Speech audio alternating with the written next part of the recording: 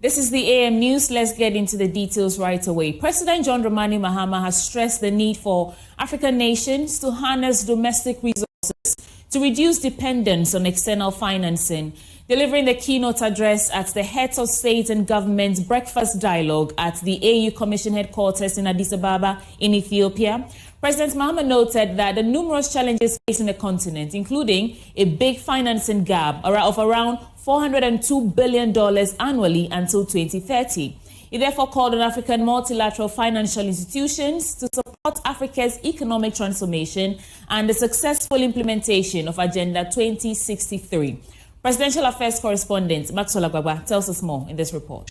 As a champion on African Union financial institutions, President Mahama hosted the event, which was a side meeting of the AU Summit. President Mahama highlighted the numerous challenges facing the continent, including a big financing gap of around $402 billion annually until 2030. To close this gap, President Mahama called for a holistic strategy that prioritizes domestic resource mobilization, strengthens tax systems, and curbs illicit financial flows. He said the creation of key African Union financial bodies, including the African Central Bank, African Investment Bank, African Monetary Fund, and Pan-African Stock Exchange, is expected to enhance investment and financial access across the continent. He urged African nations to expedite the establishment of these institutions and leverage their collective power to address Africa's financing and investment shortfalls. Similarly, the African Monetary Fund, the AMF, supports macroeconomic stability, which is crucial for investor confidence. The African Investment Bank is also pivotal in funding infrastructure projects such as energy, transport, digital transformation, while the Pan-African Stock Exchange is envisaged to integrate capital markets, making it easier for businesses to raise capital and thereby enhancing liquidity, promoting intra-African investments, and providing alternative financing mechanisms for governments and the private sector. Ladies and gentlemen, progress is being made towards the establishment of this exchange, with the Commission and the African Security Exchanges Association working on the Exchanges Linkages project. This initiative also aims to enhance liquidity and facilitate capital mobilization across African nations. We encourage more African stock exchanges to join this important project. Undeniably, strong political will and effective policy coordination are going to be crucial for the successful implementation and overall impact of the African Union financial institutions. The Republic of Ghana continues to champion and advocate for member states to embark on due processes at the national levels to expedite the establishment of these institutions, recognizing their significance in promoting investment and financing our Agenda 2063. The meeting was attended by high-ranking officials from various multilateral organizations, both within and beyond the continent, including the Director General of the World Trade Organization, Dr. Ngozi Okonjo-Iweala. Now, all is set for the rerun of the Ashanti Region's Council of State representative after the initial exercise was disrupted by the violence. The Electoral Commission, in collaboration with the police, have changed the venue as a security measure following chaotic scenes that marred the first attempt. The election, meant to be to select a representative to advise the president, was halted as a disagreement among delegates escalated into clashes. Nanaya Ojima reports. The counting of votes in the Council of State election in Ashanti region last week halted after some thugs pounced on the Electoral Commission and tore apart ballot papers and other materials. The Ashanti NPP caucus in Parliament called for enhanced security for the rerun of polls. Vincent Eko Asifua Estafo MP. The Ashanti region minister is the head of security in Ashanti region. So if you have an election in your zone and the election is not able to come to a conclusion, then it's a cause to worry. And so we signaled that the elections cannot be held at the same venue. we should change it to the Central Police Station, because at that place, you have all the men in uniform to be able to protect the sanctity of the election. Before the election, police met with the candidates, revising protocols for the election. The venue for the election has changed from the original coordinating council to the Prempeh Assembly Hall. Entourage of candidates have also been limited to 2 each from the 5 accepted for the earlier election. Vehicles are also restricted from entering the venue of the election. Joy News sources have revealed the electoral register used in the previous election will be maintained, contrary to speculations of a possible change. For Joy News, Nana Ojima, Kumasi.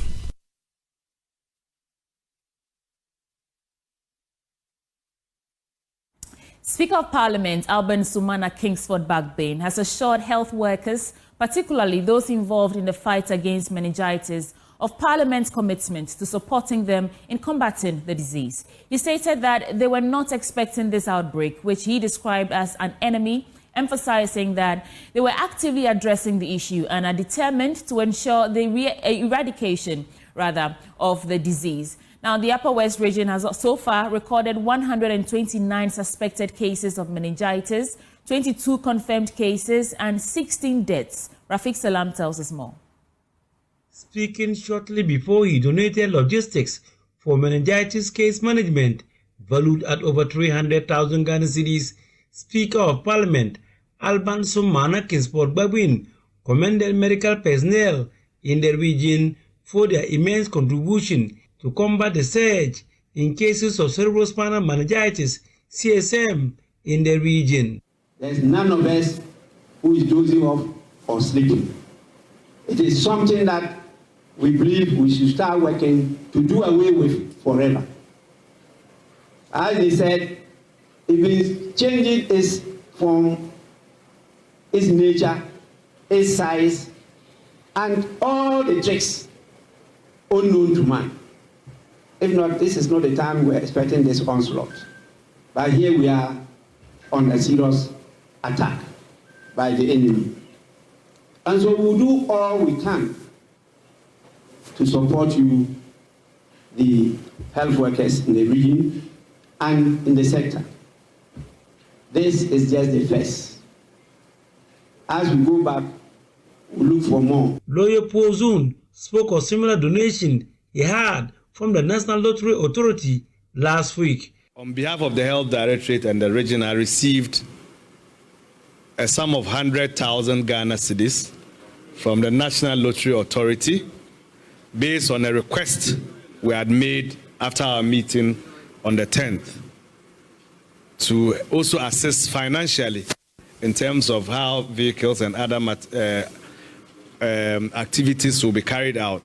Upper West Regional Director of Health Services, Dr. Damien Puwili, disclosed that the region has so far recorded 129 suspected cases of the disease, 22 confirmed cases with 16 deaths. And so the health workers are doing their best to encourage early reporting. Those who reported early were treated successfully and discharged. And going forward, all who come in early, when you have not become unconscious, the chances are that with all this support coming, first from the Minister of Health and now from the Right Honorable Speaker, we're going to ensure that people do not die. Treatment will be quite effective and will be timely, as nobody is paying for the services. Reporting for Joy News, Rafiq Salam. Wow. In other news, massive overflow from large ways has inundated public spaces and markets across the Tema metropolis, creating an unbearable stench. Concerned residents say the worsening situation has forced some shops to close in affected areas as they fear the leaks could trigger a cholera outbreak. James Ashen has more in this report. The area surrounding the Tema Metropolitan Assembly is plagued by significant sanitation challenges, including clogged gutters, litter scattered between stalls, and overflowing rubbish bins. These issues are creating a persistent and unpleasant smell, with one of the major spillovers posing serious health risk to local residents. Emmanuel, a taxi driver in the area, expressed concern over the health hazards posed by the situation, emphasizing the urgent need for action. For the past week now, the sewage having a problem, and we call upon the assembly to come see to it, but they couldn't. They couldn't come. So it's giving us a problem here. So many cents and all over. We can't stay around, we can't chop, we can't do anything at all. But it's not good at all. So we are calling upon the opinion leaders to come and help us. Oh, they will say that they will do it. That's any time they say they will do it. But a week now, we didn't hear any response from them again. Several food vendors have also been severely impacted by these conditions as they struggle to maintain their businesses amid an unsanitary environment. Market because BBC me by Friday no so enyumre no betu so omoye ba me ma de ntia master no entumi ntwa enyumre no ya betu se card na ho a Friday enyumre no be 4 o'clock kabet but still no say minim se omo na omanye ni ye o se edwuma no na esosin omo enti na ma problem no gusu wo affecting because because obi did 1 cent no bo fa na so a good way nti enya kran some painful eslo mo mahwe na mo yaman oyo mo bi say den na ye ka fa ho ana na say etie mefu adwuma wo so mo mbeye omo abehye bo mo ntimi aye na mo so mo kwa bo mo kwa mo amba bio. Richard, a local shop owner, shared that his business and those of his colleagues have been forced to shut down due to the worsening sanitation crisis. Market not go on because people no dey pass here, they buy our thing. You see my shop this say 2 weeks I know they feel open them. You see me too I get 2 kids but they want them so he had give me what I go chop say he have give me. So what he did with that? Yeah. I see the workers. They say they on top. They come. They work for the market. They credit for the market. They come. So maybe they say maybe from next week going they go reach here. When they have too much, but almost 2 weeks. You can't remember market cry and sana yesati but pounds on be my. Though when they have been sent so high. First connect pay 50 anymore. Don't buy no some and I feed and jam still ask you same thing. When you go to this side to the same thing, center to the same thing. The one band there, the move me be my now one be my intentem. Vendors and residents alike are calling for swift intervention from authorities to address the mounting challenges. For Joy News, James Ishen. The demonstration school for the deaf in Mampoikwapem is in dire need of machinery and other training tools for students. Originally established in 1967 to educate children with hearing impairment, the facility currently also caters for children with visual impairment and even those with both forms of disability. Headmaster of the school, Setumte Ametewo, told Joy News this requires comprehensive equipment to adequately train the students. Joy News says MFA Etiamwa Ali has more. From a total of 39 students in 1967, the Demonstration School of the Deaf in Mampong Equiapem currently has a student population of over 570 students. More than half the number are females. The youngest, according to the headmaster, is 4 years and the oldest 39 years. Their peculiar situation naturally requires a lot more vocational training than the grammar education. Headmaster of the school, Mr. Setumte Ametewe, tells me a retooling is required to efficiently and adequately prepare the students. Okay. Demonstration school for the deaf is basically for children with hearing impairment. But within that, we also have children who are deaf-blind. And so we take them from 4 years, we run them through basic school, They go into the JHS after the primary, and then they would graduate into mainstream secondary school or the vocational setup. So within the vocational setup, we have skilled areas where we would want them to learn certain skills. So we have hairdressing, seamstressing, tailoring, leatherworks, beads making, and we want to add now carpentry and masonry, which we are really working on. And so for me, one of the key things that I really would want us to support them with machinery for these various areas where the children are able to gain skills, such that when they leave school, they would be able to gain some skills on their own and be supportive of themselves. The growing student population at the Ekuapem School for the Deaf, according to Mr. Setumte, demands increased care and attention to ensure the institution's quality and sustainability. This requires the collective efforts of parents, teachers, community leaders, and organizations dedicated to supporting children with special needs. Unfortunately, Mr. Setumte notes with disappointment that many parents perceive their children at the school with less regard, leading to lack of parental involvement. He expresses concern over the negative mindset and general public attitude towards the students and urges society to adopt a more inclusive and supportive outlook.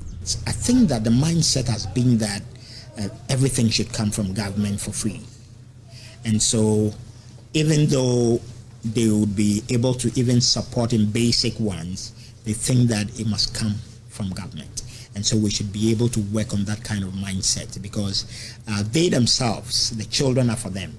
And some also have the perception that if the children have a certain disability, then they don't mean anything. They can't do anything. They are not of any use. And so some of them will tell you that minkola na omo fine, me person omo go school we answer omo did them, which is not real. As a fully residential facility, the school faces significant challenges with congestion. The limited space makes it difficult to accommodate the growing number of students, and maintaining existing infrastructure remains a pressing concern. We have a serious congestion issue, but we have a block that is coming up which has been left for the past 15 years. It's been roofed, but it's a GET fund project that has been abandoned, and we've been trying to reach out to the offices to see how they could help us, but it's not been done. We would need washrooms to attach to the block. As it is now, the block has been roofed. We have one that has been connected and all of that, but we do not have washrooms for the place. So once we get washrooms, then it means that our children could move into decongest the others. On the occasion of the 2025 International Day for Education, students from the Ekuapem Technical School stepped in to support the school by applying skills acquired through their respective programs. They volunteered to refurbish the facility, painting dormitories and classroom walls, patching cracked floors, and addressing basic metalwork needs. Their efforts provided much-needed involvement to the learning environment, reinforcing the importance of community involvement in supporting inclusive education. Managers of the school believe a sustained public support for the school, both in cash and in kind, the development of children in the facility would be made much easier and more holistic to the total transformation of the society. My name is Samofa Ewenamatia Moeli, reporting for Joy News. The Upper West Regional Office of the Ghana Tourism Authority celebrated National Chocolate Day by sharing chocolate gifts with hospitalized children at the Upper West Regional Hospital, promoting local cocoa consumption and bringing smiles to the young patients. Charity Ara Nayere, head of nursing at the Upper West Regional Hospital, noted that chocolates are not only a sweet treat, but also offer health benefits for boosting children's immune systems and brain functions. Joy News Upper West Regional correspondent Rafiq Salam reports from WA. The Ghana Tourism Authority GTA, as part of its celebration of the National Chocolate Day, presented assorted items, including chocolate products, to the Upper West Regional Hospital to mitigate the suffering of some of its patients. The items included packs of bottled water, baby diapers, and chocolates. The National Chocolate Day initiative was instituted by the Ministry of Tourism in 2005, aimed to promote the health and nutritional benefits of cocoa as expression of love during Valentine's Day. Moses Indewuni Indeburi is the Upper West Regional Director of GTA. We said we've chosen your place because we realize that you are taking care of children. And today being a very important day, the kids are not feeling very fine, and you have only left home and you are only taking good care of them. We say, okay, why not? The Ministry of Tourism, Culture and Arts, which is our mother agency, has sent us as Ghana Tourism Authority to come and show love to you by donating chocolate and other products so that you take care of the kids.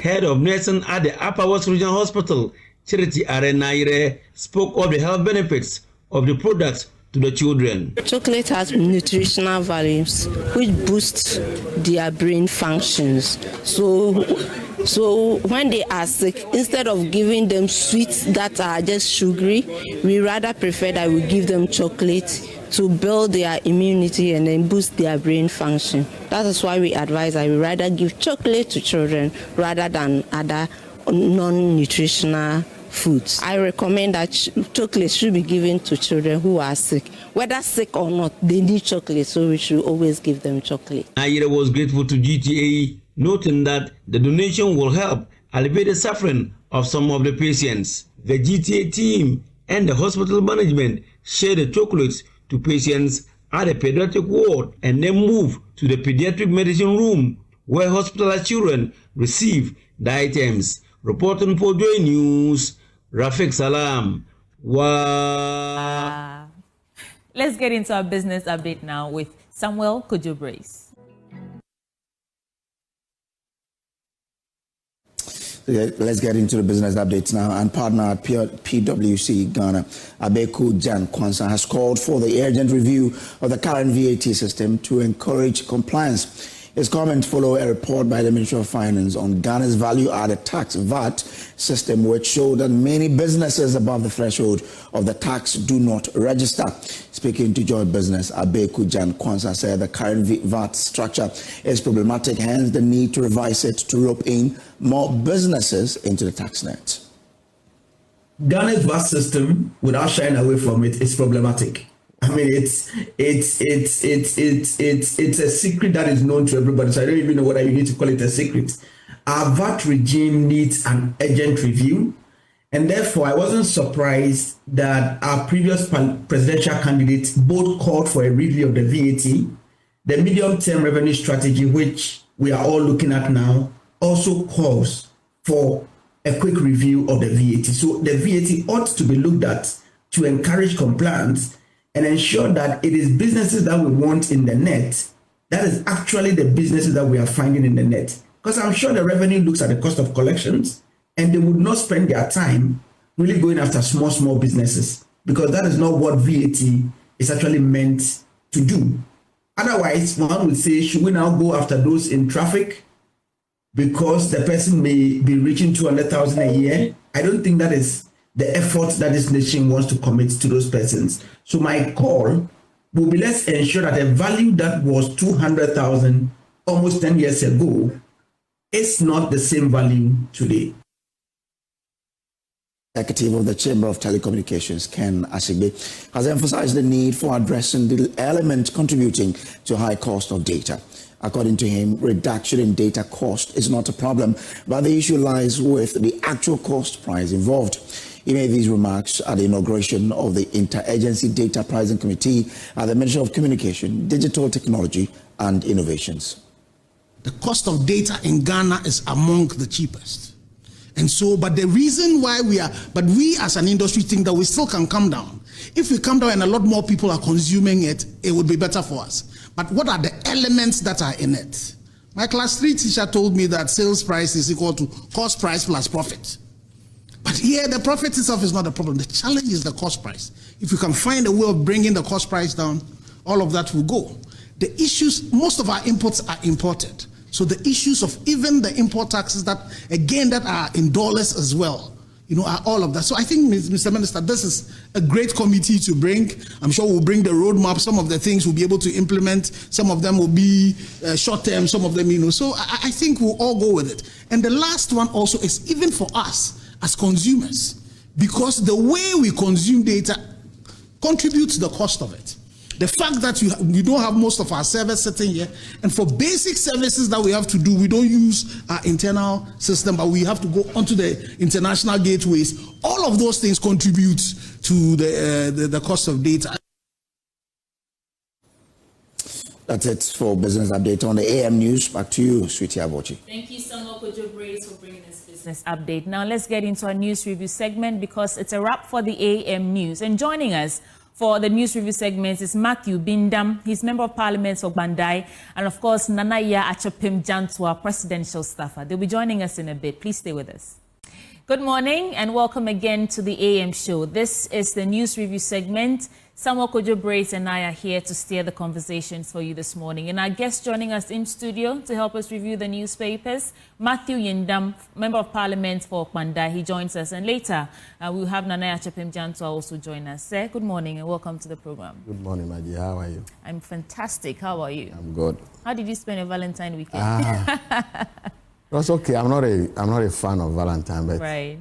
That's okay. We will try wishing some few people. Some few people also try wishing us. But it's okay. You distributed some chocolate? To my kids. Okay. But outside, I didn't get anybody to give. You could have given it to me. Maybe next year. How to find you was a problem. Right.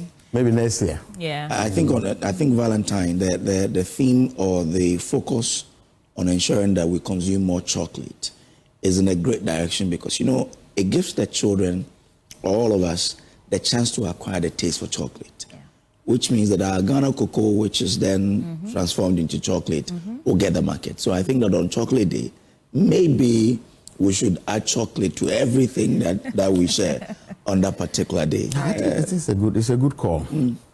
From the start, when they started introducing this chocolate thing, it gives the market, it booms. When you go out, everybody's trying to buy chocolate. Yeah.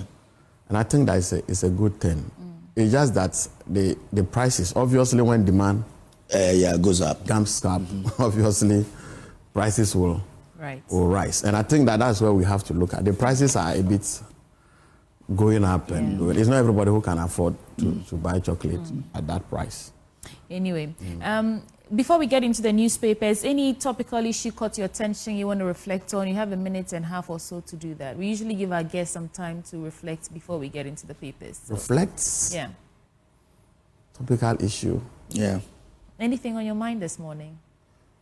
Well, not really. Okay. Just to appeal for calm in Bawku and all those things. I think that's the only thing. All right. So, Kojo, let me start with the Ghanaian Times newspaper. Okay. On the front, it says, let's restore lasting peace to Bawku. Asantehene appeals to factions. President Mahama calls for justice, equity for Africans. And work on Tamale water supply to commence. Works and Housing Minister said 9 dead, 15 injured in Walewale road crash. That's a really sad one. And let's start from there. At least 9 people have been confirmed dead, with 15 others sustaining injuries in a gory accident which occurred on the Tamale-Bogatanga highway. And the accident, which took place at the Walewale stretch of the highway in the northeast region on Friday afternoon, involved a Mercedes Mini Sprinter bus with registration number so and so. That's rather unfortunate. And then government imposes curfew on Walewale surrounding cities, communities following persistent attack. The Minister for Interior over the weekend imposed a curfew on Walewale and its surrounding communities in the West Mamprusi municipality of the Northeast region. And the decision followed the advice from the Northeast Regional Security Council. And in a statement issued by the Ministry of Interior, signed by the Minister Alhaji Muntaka Mohammed Mubarak, said the curfew enforced by executive instrument would be in effect from 6 p.m. to 6 a.m. daily, starting Saturday, February 15th, 2025. So, here we are. This is the story, what's happening in Bawku. You started by saying you're calling for calm. But this curfew, is this what we need? Is this no, what not will really. Help? No, I don't think that is what we need. In the first place, let me say good morning to your viewers. Then a special good morning to the people of Kwandai. And to appeal once again for calm in these areas. It's unfortunate. It's really, really unfortunate that as a proud Northerner, all the time, most news we receive from the northern part of this country is not a good one. I remember over the weekends, I was with one boy in a saloon where he said that, why is it that people in the northern region like fighting like that?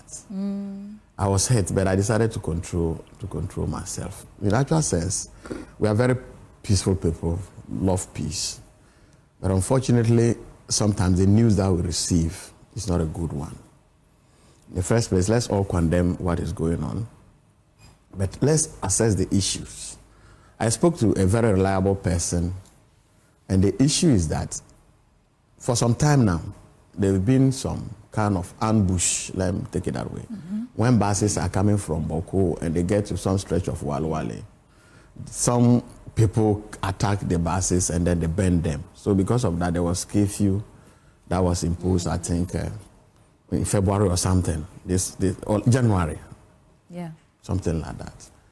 But unfortunately, the attacks are done during the day. It's not the night. So the people currently think that if you renew the curfew, it means that some people are sleeping on their job because the attacks are not in the night. So why are you imposing curfew on us? Okay. You see their reasoning. The attacks are during the day, and the curfews are supposed to be in the night. So it means that if the police people or the military or a combined team, if they are really doing their right policing, they should be able to apprehend the people.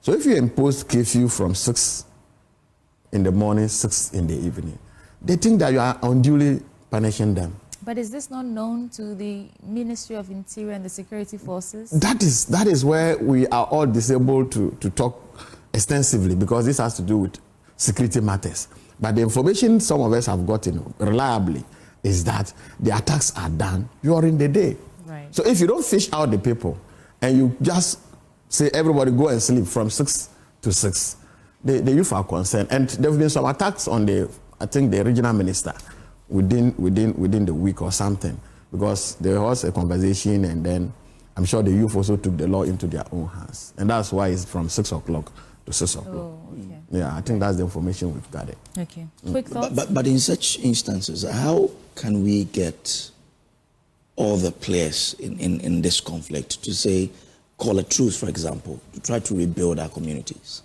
Hey, my brother, it's a very huge task. We all love peace, but somebody will say without justice, obviously there cannot be peace. And if you want to talk about Bawku, I'm sure it's an ancient kind of thing. But we are all praying and asking our colleagues, what is it that one cannot give out? Because we are the same people. If you go to Bawku, those who are fighting, they are siblings. You get this family married to this family also married to this family. So I can be a Kusasi, but my mother is a Mamprisi. I get what I'm saying. So there is absolute connection, relationship between these people. But it has to do with authority, who takes over or who owns that particular place. But as I sit here, my brother, I don't think I have that capacity. But we beg and we appeal to good conscience. And like Otunfo and all those eminent chiefs that have been asked to go into proper negotiation, proper interaction, and at least try to find some kind of lasting solution to this particular issue. It's predating all of us, this Bawku conflict. It's an ancient thing. We grew up, I'm sure it's even older than the president, if you want to take when this Bawku issue started. So it's not an easy task, but I think that when the eminent chiefs sit up and truly want to look at the facts and look, if you are wrong, you are wrong. There cannot be two people who can be right at the same time. Yeah. One can be wrong at a point, but maybe going forward, you also have your right. But when these two people, families comes together, we should be able to get a lasting solution to this. But But the serious issue is we the politicians. Are we able to take away politics from this? Until the people themselves realize that, look, if we don't take politics out of this, we will not see peace. We will never see peace. Because as for politicians, our interest is to get the votes. So whatever I'll come and say, whatever I'll come and do, what the lies I can come and tell for you to vote for me, I will do that. But after that, am I able to give you what you want? So if the people themselves don't look at politicians very well and then decide to distinguish the conflict issues from the politics, it will be very difficult for the chiefs and eminent people that are going in to be able to carry a solution. But you politicians who have conscience, we do, who can read between the lines and say, I know that if I say A and do B, this will be the result. Why don't you also then, when you know that you have a stake in this, try to change the way you do things about this whole conflict to try and resolve? My brother, I am totally with you, but it's not everybody who uses his good conscience. It's not everybody who apply good conscience. See, when it comes to elections, it's an emotional thing. Okay? So whatever somebody will do to get power, he will do it. He will lie to you. Okay? The onus also lies on the people themselves. See, MPP has come, NDC has come, MPP has come. The stories they keep telling you, you should be able to tell yourself that, look, these people, for some reasons, are using us for their political gains. Are you getting what I'm saying? But, like Radley said, we are also human beings. The people that are dying are our people, our sisters, our brothers. But why are we not also stopping and taking away politics completely from this chieftaincy thing? It's a very difficult thing. But I think that the people themselves are the people that can help themselves. Yes. You said you tell lies. What lies did you tell in your way to get to Parliament? As I sit here? Yes. Yeah. You mean, what lie did I tell the people of Parliament? Exactly. You said politicians, you tell lies and all of that. I am not that type, but there are certain things you say honestly that you may not be able to fulfill. So if you are not able to fulfill them, in a way. So for yours, which was? I'm not doing my 4 years. Let's see what happens. Right. For now, I wouldn't be able to tell. But after the 4 years, I will know which of them that I'll call lies. Let's do some more stories from the Ghanaian Times newspaper. Illegal miners invade Asantehene's concession.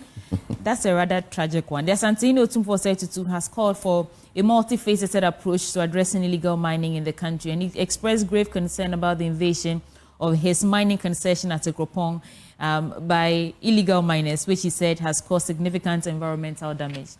And then let me add 3 more stories so that we can just conclude on this paper. World's first openly declared gay imam shot dead in South Africa. That's on international front, Hussein Hendricks, a pioneering figure dubbed the world's first openly gay imam, has been shot dead in South Africa, and he was 57 years old, a cleric, and he ran a mosque in Cape Town. It was intended to be a safe haven for gay and other marginalized Muslims, but here we are. And this is just information for the public. NSA adopts Ghana.gov platform for payments, revenue collection. And one last story, Ghana IMF engaged on recent macroeconomic developments. The 4th review of the country's extended credit facility arrangements with the IMF is expected to be undertaken in April this year. Ghana has so far accessed approximately $1.92 billion in total disbursements under the IMF-supported ECF arrangement. And on we go. So when they conclude that meeting and review in April, we'll be getting another tranche of money. Yeah. So, what do you make of these 3 stories? First, the invasion of Asantehene's mining concession by illegal miners. World's first openly gay imam shot dead. You can reflect on that if you like. And then, of course, the NSA adopting Ghana.gov and then IMF. Which of these? Well, the Galamsey matter. Yeah. I'm sure that when it comes to the fight of Galamsey, Joy has been doing very well with your reporter. Is it Erastus? Erastus Asaridonko. Yeah. Have they rewarded him? Is also part. Have they rewarded him? Yeah, he got a gold medal. Even with the state award. Yeah. He's doing very well. I just hope that he will not be doing that when one government is there and then the next day he stops. When but he started during NDC. Even since NDC came to power, he's done a number of them reporting on. He was even beaten by he's the people. one. Yeah. He's doing so well. To be honest with you, he's doing so well. But this Galamsey thing, are we able to stop it? I think these guys are brave. Very brave to the extent that they've gone to the old man's place, the whole Asantehene. Yeah. His concession, they want to take over. Yeah. You see, when we don't deal with this issue head on, and then, like, I go back again to politics, where every government thinks that, or the people think that when their government is in power, they have to take control over everything. We are not going to get solutions to these particular challenges. Look, the fact that your party is elected does not mean the country is for you. Mm-hmm. No. So if you're an NDC man and the NDC party is elected to govern the affairs of this country, it doesn't mean Ghana is for the people of NDC. Mm-hmm. So Otumfuo and his people, his chiefs, he's a very powerful chief. He controls almost every single person in Ashanti. And I think that the chiefs themselves, so a lot of them have compromised in this fight against Ghana. We saw that he sort of bestowed some of them who were involved in illegal mining. I think there are still a lot of people who are involved in this. Well, you know what I'm curious about? What could embolden these guys to actually go to? They're looking for money. What has emboldened them to go to Anglo-Gold Ashanti? It's the same thing that has emboldened them to go to Otumfuo's mining concession, to want to take over. The huge appetite for money is what is, and then the thinking that, look, we are in government. This day, if you go into it, this time you won't get any MPP member doing Galamsey. Are you sure? Oh no. But we cannot say for I'm telling you, that they are NDC. They are just a few. But I'm just saying, the story doesn't say they are NDC. I'm not saying that, but I'm just telling you on authority that this time, those who are going to deeply get involved in Galamsey are not going to be MPP people. Wait, what are you inferring that from? I'm inferring because my inference has to do with they knowing very well that there won't be somebody to protect them. No. So are you alleging that during the MPP time, no NDC member engaged? Very few. That's why you see them going there and preaching to the people that, look, when we come, we're going to make sure you are able to do this, you are able to do that, you are able to do that.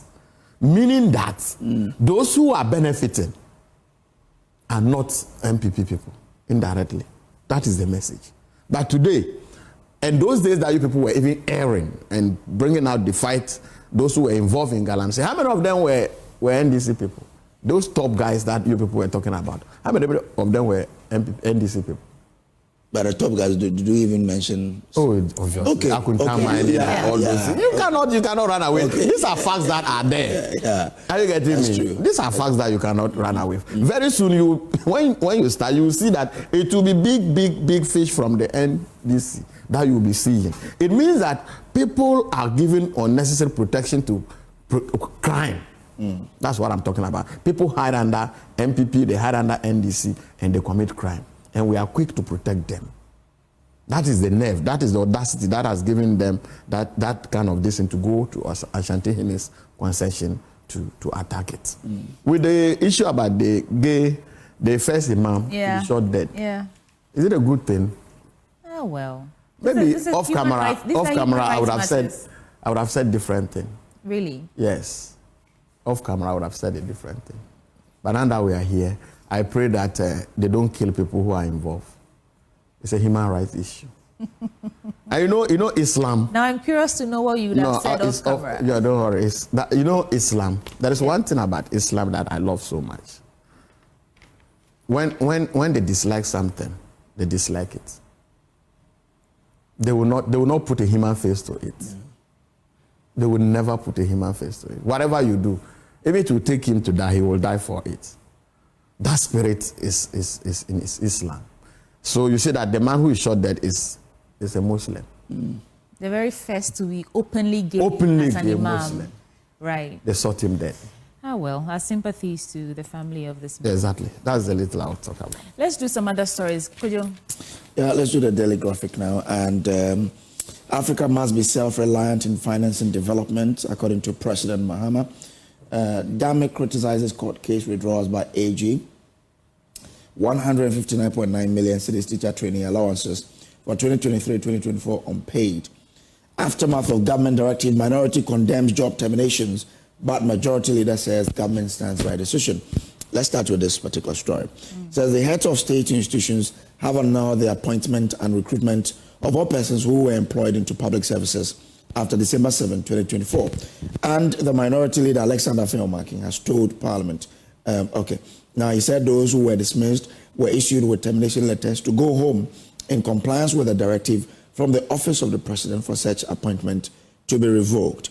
The minorities leader said a letter dated February 10, 2025 entitled Revocation of Appointment and Recruitment made after December 7, 2024 required heads of state institutions to take the necessary steps to annul such appointment or recruitment and submit a comprehensive report on the actions taken to the office of the president by February 17, 2025. And he is asking questions why such people are being made to go home. He says the appointment is a process, and that even if the person received the appointment letter on this after December 7, it doesn't necessarily mean that the appointment was started on that same day, and so he doesn't understand why these people are being made to go home.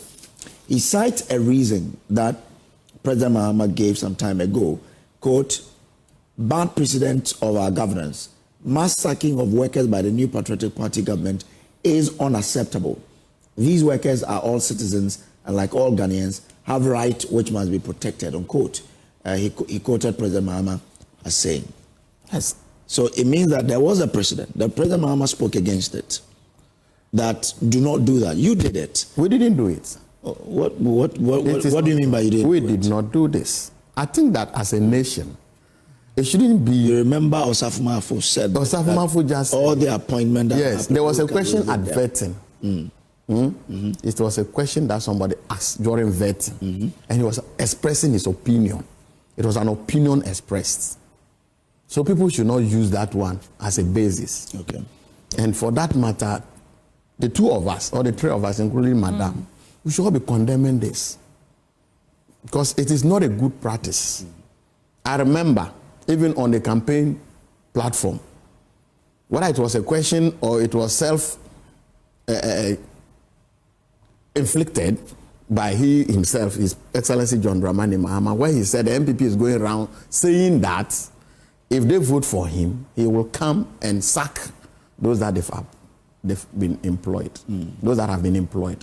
So he wants to categorically let them know that he's not going to sack a single person because we are all Ghanaians. What he can do is to open more job opportunities and employ more people. 24-hour economy. That's what he said. Now you come to office within 2 months. Officially, this one is not even a question that somebody asks you. You've made your chief of staff to write letter to revoke all appointments that were done after December or December 7th. After December. Is that a kind of resetting that he's coming to do for us? Assuming without admitting that even some guys or some people were sacked after they left office. Nana Addo Dankwa Akufo-Addo's government decided to sack some people. Is it a good practice? He has condemned it, and he shouldn't do this. There is one thing that we all must know. Appointments don't just start one day. Financial clearance is given. Processes are gone through before somebody eventually gets an appointment. So, if you are withdrawing or you are terminating these appointments, are you telling us that those people were not properly employed by the system? Was it illegal? Did they not have financial clearance? All this explanation has not been given. And I sincerely believe that if you look at this health workers. Felix Kwachofosu spoke to us last week. Did he say they didn't have financial clearance? He mentioned several irregularities. No, what do they call irregularities? What is the meaning of that? Well, he broke it down. I think you need to get, there are conditions that have to come for you to be admitted. It says in all of the instances, either there is one or two irregularities associated with that. Some didn't even apply, but they got the appointment. Some did not even apply. Nobody applied. There are some groups who didn't apply at all, but they got appointed. So why are they terminating everybody's appointment? Well, he said, we posed this question. I agree. So why are they terminating? So why is it irregularity? He said there is no single one. So all those people never had. If you take the nursing, the midwives, and then the nurses, you see, they are done according to the years. Yes. Okay. So between 2018, you have your year group. You are given clearance, and then you are employed. Come to 2019, you are given financial clearance, and then you are employed. You come to 2020, you are given financial clearance, and you are employed. You come to 2021, same is done. Okay, so somebody doesn't need to even say that somebody did not apply and the person was employed, because with the health sector, these things are done according to your year. So if you get financial clearance for 2020 badge, they are all supposed to go through. So where is those irregularities that the person is talking about? If it is about the police people or what is it, the recruits that they are doing, financial clearance is given to the interior minister. And if you look at the backlog of people who applied and wanted to join the police, the fire service, or the immigration, there are huge backlog of persons. So are you now also telling me that those people that you claim they are some kind of irregularities, they are not Ghanaians, so they don't need employment? In fact, Godfrey just drew my attention to something, and that's a question I want to pose to you. It's about the financial capacity of the economy. You know, do we have the capacity to, handle these all last minute employments, considering it's a new administration? What is last minute? They are trying to cut costs and all that. That's one thing I've always been. If you've been praying to God to give you a child, and at your old age God has given you a child, you don't like that child. It's money. No. That's what I'm saying, that the people have been given financial clearance. Resetting agenda. We're trying to reduce costs. There's so many things. So are they telling us? We are all waiting. We are all waiting. Yeah. That we are all waiting. If they are claiming that they don't have the capacity, they don't have the capacity to accommodate those people, are they telling us that between now and the close of the year, government is not going to employ anybody? Is that what they are telling us? Well, we will monitor. This country, you can't hide anything. If they don't have financial capacity, we will look at it. Those that they fired, whether they will bring in new persons or government will not employ for the whole year. But I'm telling you, it's not true. Because for a ministry to give financial clearance to another ministry tells you that the economy is capable of paying these people. So they cannot come and say that they don't have money. What do you mean by they don't have money? But we all know the kind of economy we are in.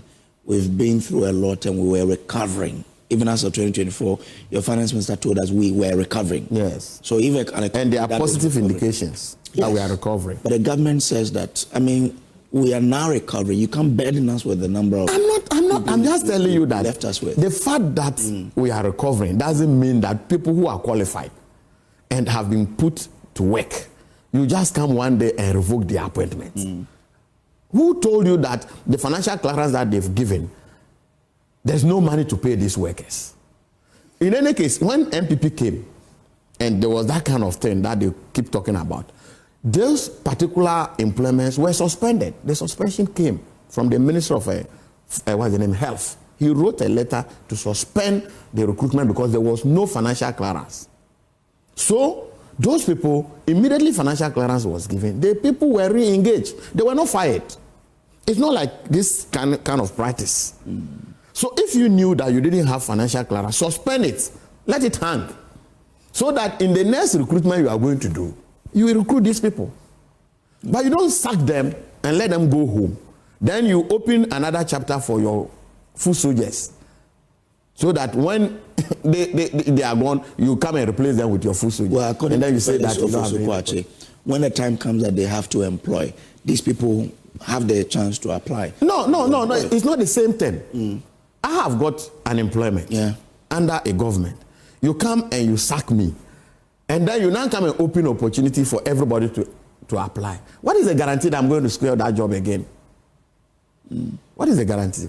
You see, and these people they fired. Who told you they are MPP people? No, but if they are qualified, I'm talking about these nurses. Yes. Are they not qualified? No, but you made it was a general statement. I'm saying that if they are qualified, then they should be able to get employed back into wherever they were because they are qualified for the position. My brother, you and I know that if it is about the qualification to secure a job in this country, there are thousands of people who are qualified.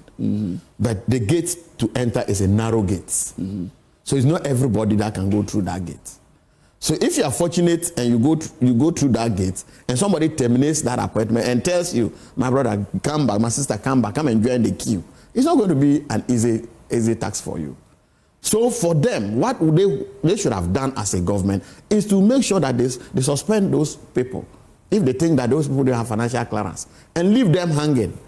When there is financial clearance, those people are given the priority, and then you follow suit. That was what the MPP government did. They never came and then decided that, look, we have revoked all appointments, so everybody go home. And then when they open appointment, these people, they are just trying to rationalize it, and then very few days to come, they will try to put their own people there. That's what they want to do. And we'll see it. Madam, we'll come here and talk about it. And when the opportunity comes, don't hide it. Let everybody know that that's what they are doing. Anyway, this is some more story. You don't agree with me. Well, you said they didn't do that, but I'm just trying to remember the facts before I say something. Could you remember that letter from when the NPP took over? They did a similar thing, did they not? About revoking all the appointments. It was not revoked. It was suspension. I can even get you the letter. So let's just hold on. I'm sure your people are searching. They will give it to you. We'll try and get it. No, we didn't do that. Okay. If you go to Daily Graphic page 13, it says, President John Dramani Mahama has emphasized the need for African countries to mobilize more domestic resources to reduce their dependence on external financing and achieve sustainable growth. He stated that Africa's economic journey had demonstrated resilience in spite of the numerous challenges, with projections indicating a recovery in growth to 3.7% at the end of 2024 and 4.03% at the end of this year. Quote, this optimistic outlook highlights the inherent strength of our economies and the effectiveness of policy interventions, unquote. President Mahama, who is the champion of African Union financial institutions, stated. Why is it that? Okay, first of all, how can we make this work? Taking into cognizance the fact that, African presidents past have all been talking about how Africa can be self-dependent, but then we leave at that, talking. Nothing more. How can we make this work? We talk more than we implement. We have very good ideas. But when it comes to implementation, for some strange reason, we are very poor in implementing. This thing, I'm sure from the time you entered secondary school, you read a lot about how we can become self-reliant. Everybody, if it's about economics, it's what you grow. Let's develop our industries, create an enabling environment for privacy. All these things we talk beautifully. But what I have seen is that we have a lot for foreign tastes. Yeah. That's one of our biggest challenge. That's true. We have taste for foreign. Everything foreign. We have taste for foreign, or we are not producing the quality that we want, and so we have to look outside. What is quality? It's a valid question, because mostly the locally produced things, when you compare them to international, it's a question of quality and standards, right? So are we equipped to match the international or the global standards that we have developed a taste for? We must start somewhere. Okay? That is the problem. We are quickly to justify that the standards. You see, Ghana you can't compare what we produce in Ghana currently to what Chinese does. They started somewhere. And they've managed to put every Chinese to the tax that, look, whether it's good or bad, please make do with this. Because it is from there that we can polish. You don't expect rice grown in Tamale or Savannah to taste like the perfume rice you are looking for. You cannot straight away get it, because it is when we start to consume that there will be markets. And then when there is market and the producer keeps producing, they can expound. And then from there they move ahead. But if we decide from the one that we want taste, If we want taste now, obviously, you wouldn't consume what we are producing in this country. We are over 60 years old. You say we have to start from somewhere. There was a time in this country where we were consuming our own produce. Yes. Correct? Yes. So 60 years on, what happened? That we have to now start from somewhere. That's what I'm saying, that we have developed a huge taste for foreign products. Today, as you sit here, madam, if you go and they give you some local rice, you may not eat it. Are you getting what I'm saying? So if you don't eat, I decide not to eat. My brother decide not to eat. What happens to the producer, the local producer? In a year or two, that company will fold up. Okay? And because we don't consume much, they don't get what we call economy of scale. So a little thing they produce, just one commodity, the price will be too high for you to buy. So they now tend to say, oh, things we produce in this country, the prices are what? High. Just because they are not producing in larger quantities. So it is a good call. I get what I'm saying. When he said he came to the rice production, you know me, I work for a rice production company. And what he's saying is so true. That because we're not producing on that large scale, then when you take one, even that, sometimes our 5 kg could be like, say, 90 cedis. The one from outside, some of them could be as high as 250. The Ghanaian will buy that. Yes.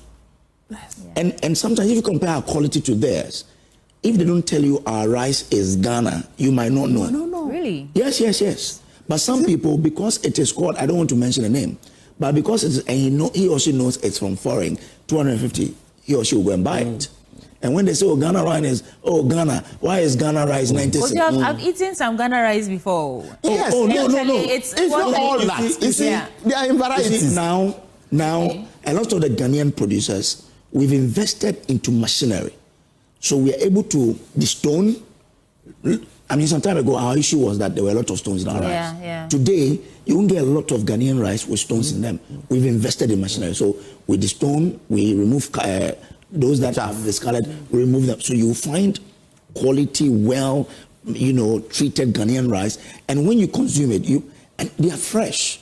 But the Ghana person will ask you, why is Ghana rice 90? He or she has forgotten that we are paying same taxes here, consuming same electricity, using, so our rice will probably sell like that. Yes, and you have to support us. You have to. Yesterday, I was driving on the Agoran Kwantata Takrady Road.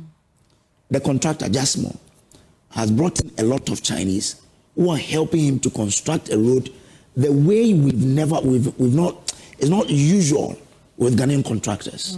And I tell you what, it's because China took time to use their own things, make mistakes, correct them, develop them, and today they are where they are that we need them to help us build our country. Why can't we do the same? Why? Why can't Africa do the same? Make your mistake, close your economy. Yes, that's the only way you can progress. Correct them. And then in 20, 50 years' time, our generations yet to come will come and inherit an Africa that is self-dependent. But if we continue doing talk as we did, look, President Akufo-Addo in his last years mentioned that African countries will have to develop our own rating agencies. What have we done? Nothing. We always reduce our stuff. There's one thing. The question, based on what everything, so what I'm hearing is that we are making progress. We started somewhere. It's getting better. But the question, on my mind is it a leadership problem? Because if the leaders were putting the right instruments in place, wouldn't this have been a history that we are? There is something that I think that maybe in their certain agenda, I want them to see. I want to see this thing, and previous government, they couldn't do much. Why can't we say, look, all state institutions, secondary schools, wherever we cooking, must patronate or patronize locally produced rice. It's a deliberate policy. Look, take it or leave it. The children may eat it or may not eat it. That is the policy. Oh, they will even love it. So nice. So all state institutions, if there are state functions, whoever is going to cook, this is where we want you to take the rice. There must be conscious efforts to support the locally producing companies. All secondary schools supply them rice from, what is your company?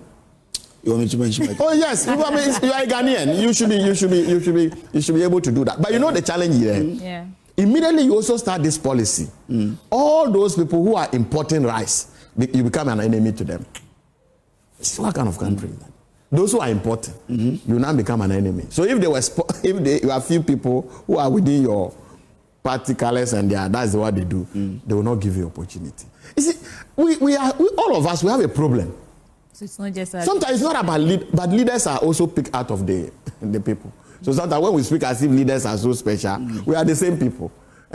We pick them from the same group. Our leaders are in fact a reflection of who we are. Exactly. So sometimes they will speak as if that. No, aren't you rather a reflection of who our leaders are? No, I think it's the other way around. Really? Well, chicken and yes, egg. Because we elect them. We elect them from amongst us. So they become our reflection. So sometimes this issue, we talk big, brilliant idea. Yeah. And I'm telling you, if a government for even 2 years, 3 years, you're able to start some of these things, you wouldn't need anything from the IMF.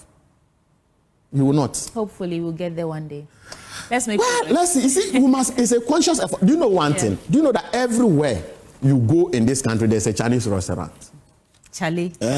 Do you know that? Everywhere, but I don't have in mind. I'm going to answer. Oh, no. How many Chinese at your place? Most places, not no, everywhere. We don't have so many. Okay. I don't everywhere think we have everywhere is too ambiguous. Yeah. Let me say most places. Okay. There is where they have a Chinese population. Cities. Where they have a Chinese population. There is a Chinese restaurant. Because they will make sure that all those Chinese people, that's where they are going to eat from.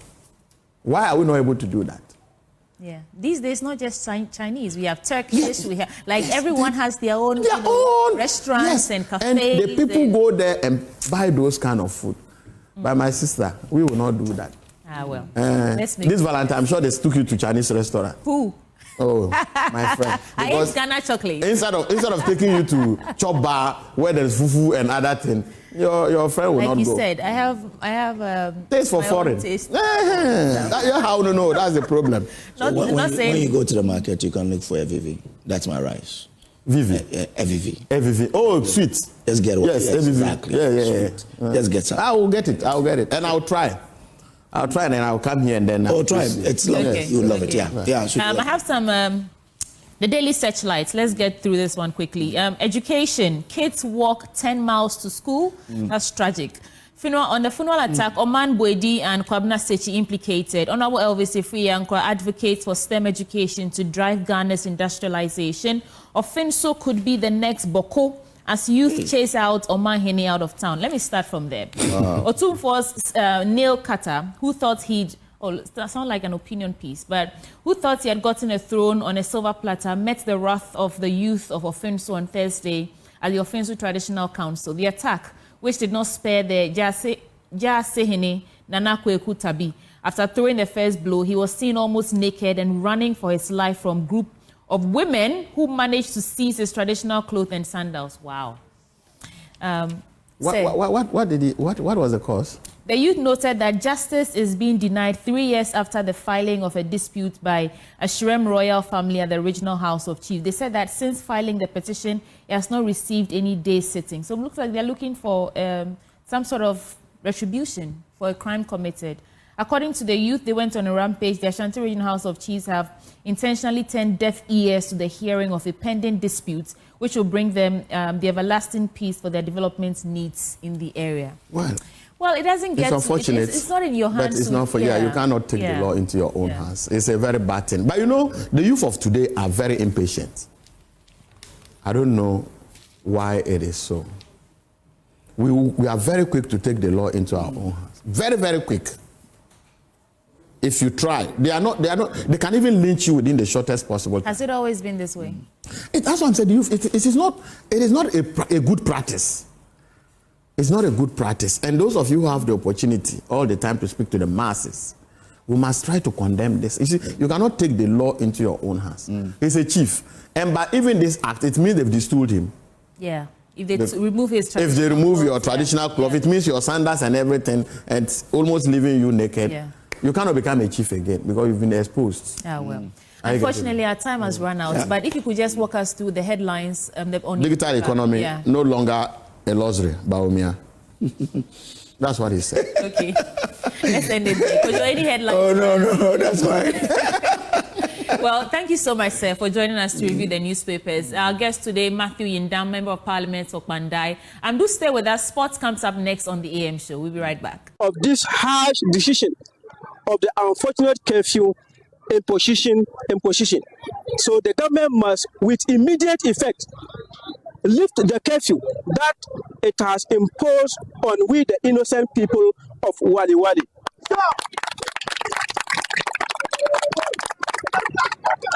Two, if the curfew should continue in Walewale and its environment, it means that the whole of Mamprogo has been drawn into this conflict, and for that matter, in this curfew, because Walewale is the heart of Mamprogo, and we have nothing to do with it. So if the military or the government want to really make sure that this thing is addressed, they have to withdraw the curfew. Other than that, they have included all Mamprogo in this thing. 3, we urge the government to, without delay, secure the safety of travelers along the Bawku Road to prevent further attacks in other parts of the country. For all we know, there is no difference between the people of Bawku and the people of Northeast region. As I was saying, we've seen more attacks, burnings there, yet no action has been taken. So if some unknown government engage in these things, and then all of a sudden we have a curfew, then it means that we are being sidelined, or we are being discriminated because we are Mampresis. Yes. Or the government think that we don't belong to them. Yes. I, the person who is talking, I am NDC communication member.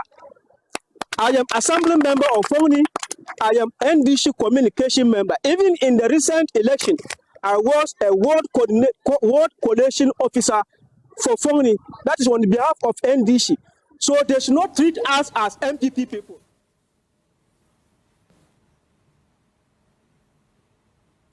All right, so welcome back. Let's do more on this story because of the happening in Walewale. We understand that a dusk to dawn curfew in Walewale in the Northeast region is underway following violence and deaths, but some residents are vehemently opposed to this directive and demanding answers from alleged brutalities by the military. We're asking, is curfew the solution? We've been joined on the line by Idrisu Saibu. He's president, Mamprogo Youth Association. Also, Dr. Victor Doke, he is security analyst with the Kofi Annan International Peacekeeping Training Center. Well, let's start with Saibu there. Saibu, you are demanding, okay, so let's start with Dr. Victor Doke now. Doc, will the curfew be the solution to all of the challenges we're facing in the Walewale and its environs? Good morning, Kojo, and to your partner there. I think we need to understand the purposes of a curfew. Curfew is a direct prevention measure that is implemented against imminent or immediate attacks. Mm-hmm. Now, one of the reasons why you impose curfews is to, one, apart from the situation or the context of Bawku, to stop the two factions from meeting. You have control over the territory, and then you control the movements. You can determine who does what at what particular time, and it also helps you to, or arrest criminals. Now, with regards to the Walewale incident, we understand or we know, per evidence and reports, how passenger buses have been attacked, right, by some elements who have not been identified yet. It's one of the reasons why the curfew has been imposed by the Minister of Interior to sort of like bring the situation under control. Now you control the movements, and then now you can determine who and who are responsible for the attacks. I think the problem is the communication, but by and large, curfews in itself do not solve issues. Let's get it. It doesn't solve issues. Like in the Bawku case, it won't solve the problem. It is just one of the many prevention mechanisms, okay, to address the particular incident at a particular time. So with the Walewale incident, we all know it's with regards to the attacks that have been on the those stretches meted out to travelers. So it is a way to just solve that particular incident by and large. But when you talk about the whole conflict, which is also connected to it, it won't solve it or address the entire conflict, but in an aspect of it, which is probably the proximate factor.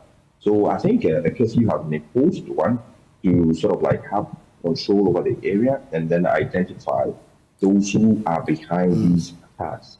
But the issue, you know, the issues we understand happen during the day. So why place a curfew from 6 p.m. to 6 a.m.? Are you solving something with that?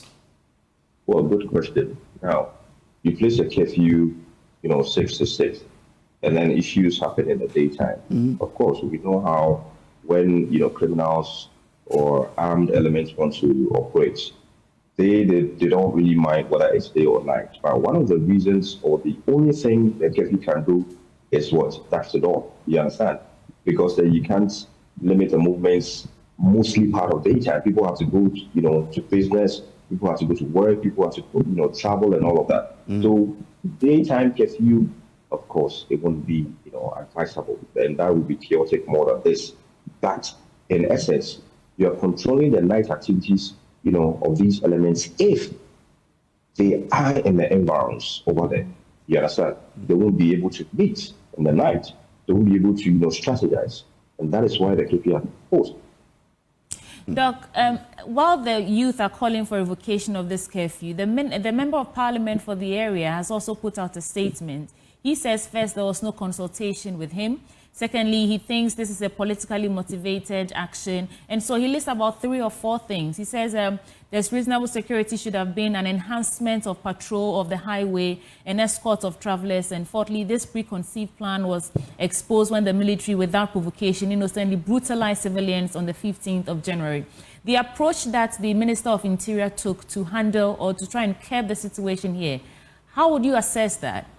Considering what the MP is saying, that he was not even consulted. Okay, to get to the question about the minister, I think when you have a look at the RegSec, Regional Security Council, its membership, you would notice that MPs are not in there. And I was wondering why, but then in the face of togetherness and harmony in this situation, you need an MP's voice. Why do you need an MP's voice? To calm the youth down. You need the opinions of the youth leaders, the women's group, the elders in there, because they know the ground, they know the youth. And once you get them on board, now you can be able to assess the situation and then get information down to them that the curfew is not in a bad light, but it's a prevention measure. So we make these criminal elements in the bad, which may in turn affect you also, the people of Walewale. I think communication. Now you can have a multi-stakeholder consultation aside the RegSec. Okay. Now we are looking at how to achieve peace, and you need all the stakeholders involved. And in this case, the MP is one, and the leadership of the Walewale people are also important.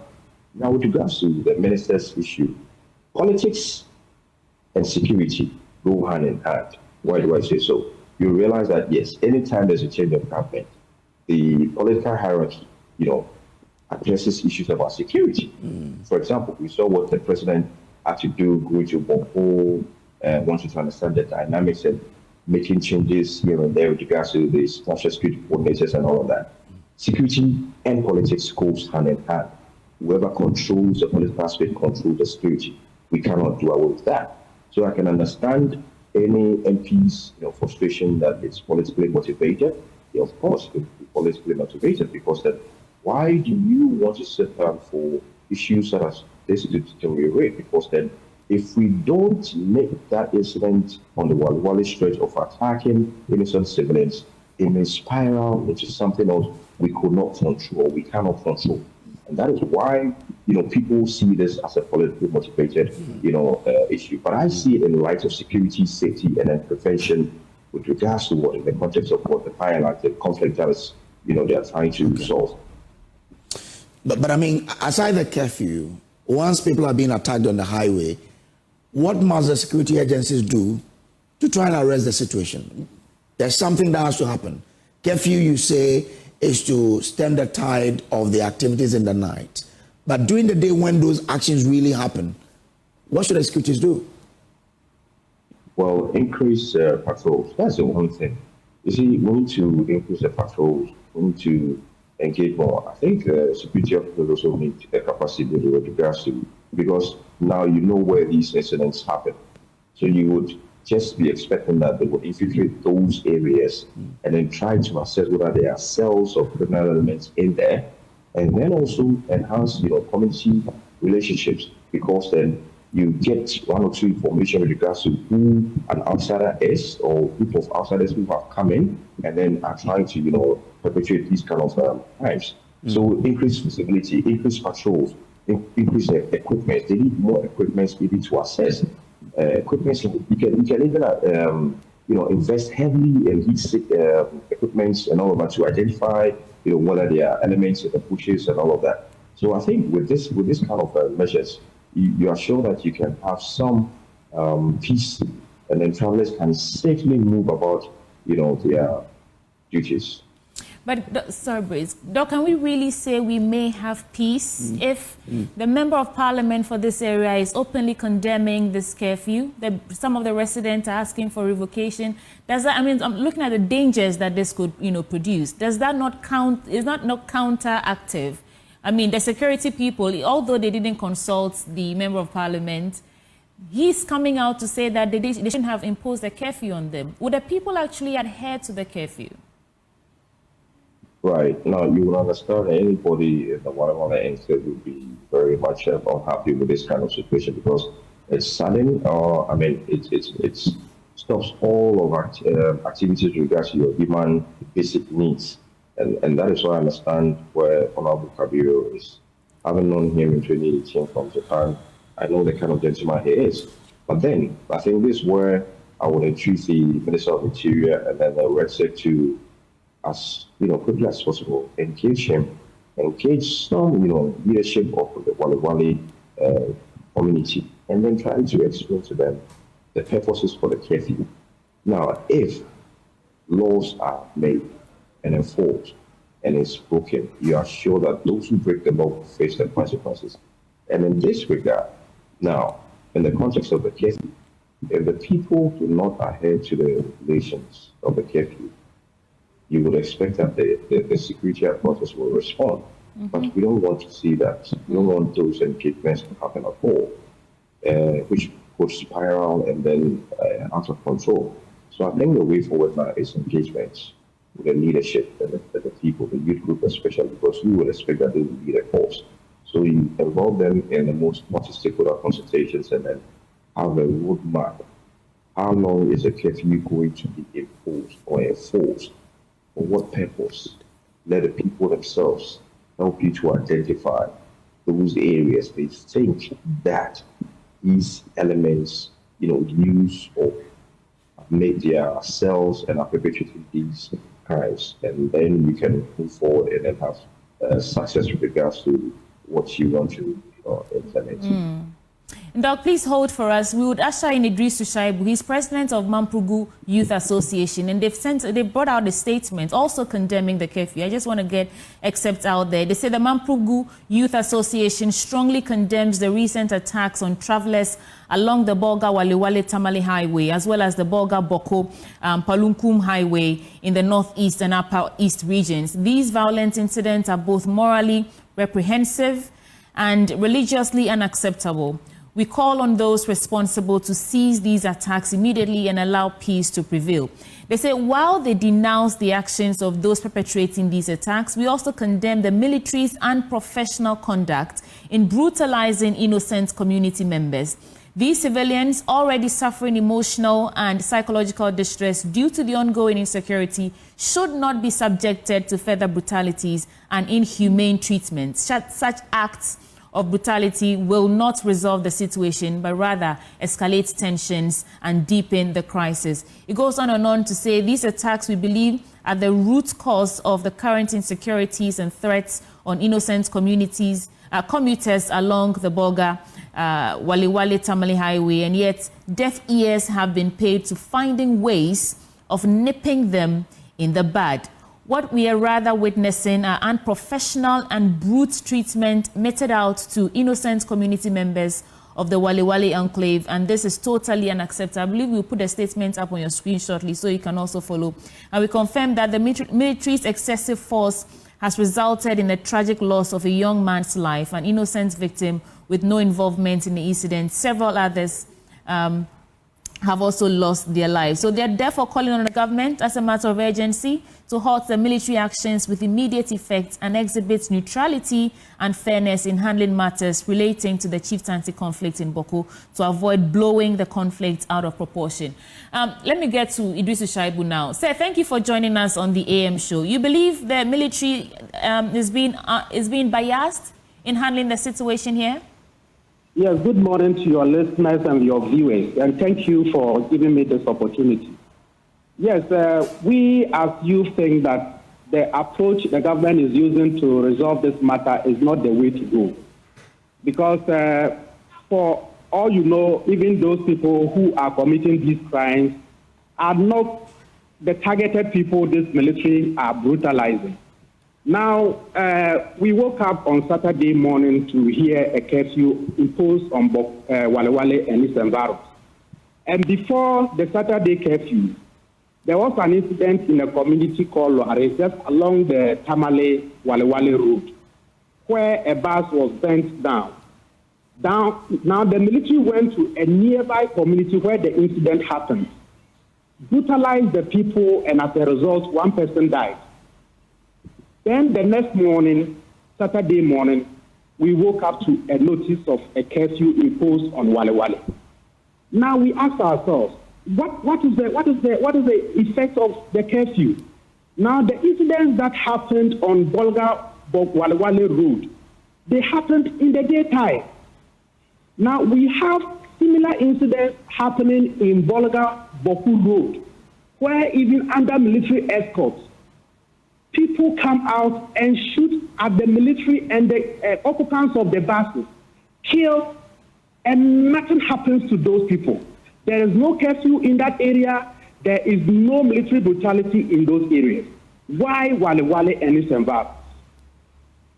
Now, if you impose curfew, are you saying, right before you go on, are you saying there's not been any military action or military presence in those areas where we actually saw attacks on vehicles and commuters? Please come again. Are you saying there have been no military presence or no military action in the areas that you mentioned where we actually saw attacks on commuters and on vehicles? But that is what is beating our imagination, because we are civilians. People have been trained as security people to make sure the ordinary Ghanaian live about his life normal, go about his normal duties without any hitch. Now, the very people that these military officers are supposed to protect because of these attacks on the road, because the communities the military attacks are themselves afraid of what is going on the roads. Now, you, the same military who should protect the lives and property of the people, you descend on them again upon the fear they are living in and beat them up again. Now, what are you doing to us? The military are not rather looking for the criminals to arrest them. They are rather brutalizing the people who are already suffering in the hands of these criminals. So we think that there is something that this government has against the people of Mamprugu. In fact, I will not say this government, but successive government, because we have had such experiences, but not to this level. Shaibu, is it possible that you are misconstruing the implications of or the intention of what the military is seeking to do there? Is it possible that you are just reading it wrong? In fact, you are a Ghanaian. If already there is something happening in your community that you yourself you are afraid, wouldn't you want the security to come to protect you? We love the presence of the security in our community. But the real criminals who are committing the crimes should be apprehended by the security who have been trained and paid by our tax to protect us, but not to descend on those of us who are already vulnerable. Shaibu, sorry, I'm breaking in our community. Shaibu, when the military come, do they just start beating people, or they try to investigate to understand what the suspect could be before they start attacking? They don't. In fact, they don't even ask questions. The community where they brutalized and killed this innocent young man, immediately after the incident happened, the military went to that community. Any young man they beat, this guy who died, he has been fetching water and selling. He's a poor boy. They met him and just started beating him, no questioning. In fact, we even have information that an old man was beaten and he died yesterday morning. Adding to 2, the number of people who have died as a result of the brutality. Then, Saturday night, 1 a.m., that's early morning of Sunday, I had a call that a community called Bandi and Tunguri, the military were there brutalizing people at that time of the night.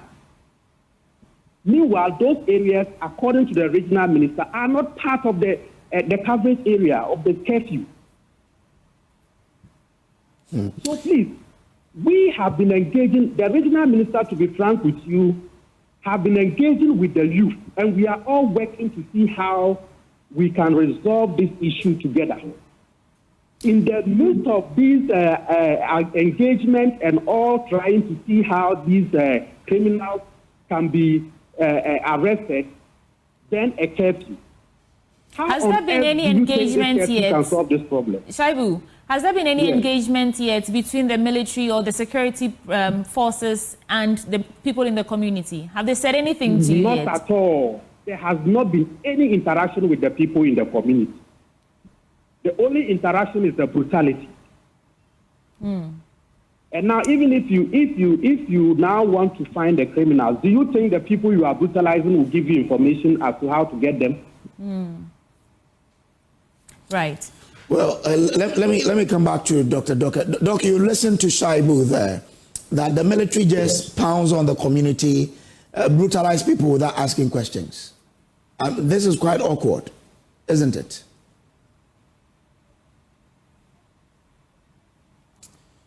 Do we still have Dr. Victor Doke on the line?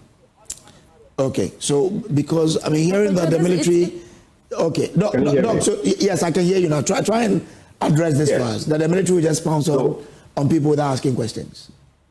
Yeah, so I can understand Shaibu's frustration. Now, with regards to his narrative, unless that we've heard, with regards to military coming in and then brutalizing the people, assuming this is, very factual. I say assuming this is very factual because we are hearing from one side. Yes. We are yet to hear from the other side. Sure. With this of the military and which consists of the REDSEC, and then they have the state entities and all of that. So assuming this is very factual, then it's against human rights violations.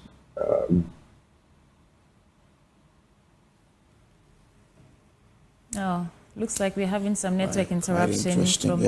But I would wish that the security personnel there could engage the community, people in the community, because for whatever it's worth, if you're looking to find those culpable, it is the residents who can help you because they know who is who. You know what I mean? If you're brutalizing them and they don't have any explanation, to ascertain the veracity of your actions, then they have the right to say that this is a politically motivated action against them. If we still have Shaibu, have you tried to find out from the regional minister, or have you reported to him the brutalities by the military people, as you say?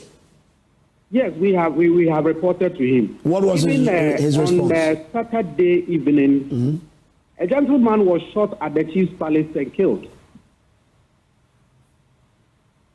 And that adds up to the tension that is just emanating from this curfew. Was this also by the military? Yes. So how many deaths as a result of the military brutality? So far confirmed 2. Unconfirmed 1, so bringing the total to 3.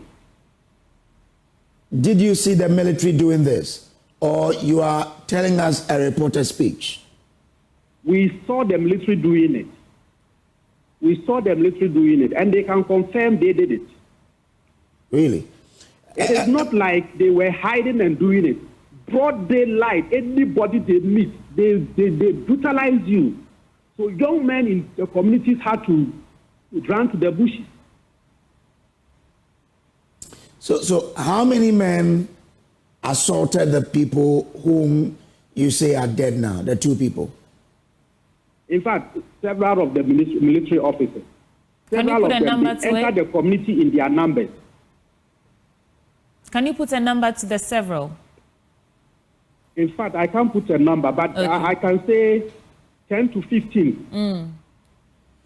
Yes. Shaibu, I have to ask, do you see the wisdom in the curfew? Do you think that this curfew could actually help reduce the tension in any way at all? Because you're asking that it be revoked. Do you see any way that this curfew could actually help the situation up there? To be frank with you, this curfew is going to escalate tension. The curfew is not going to add anything to the already tense situation in the area. The only thing that will help is that we need more intelligent security officers, not those who are trained to brutalize people.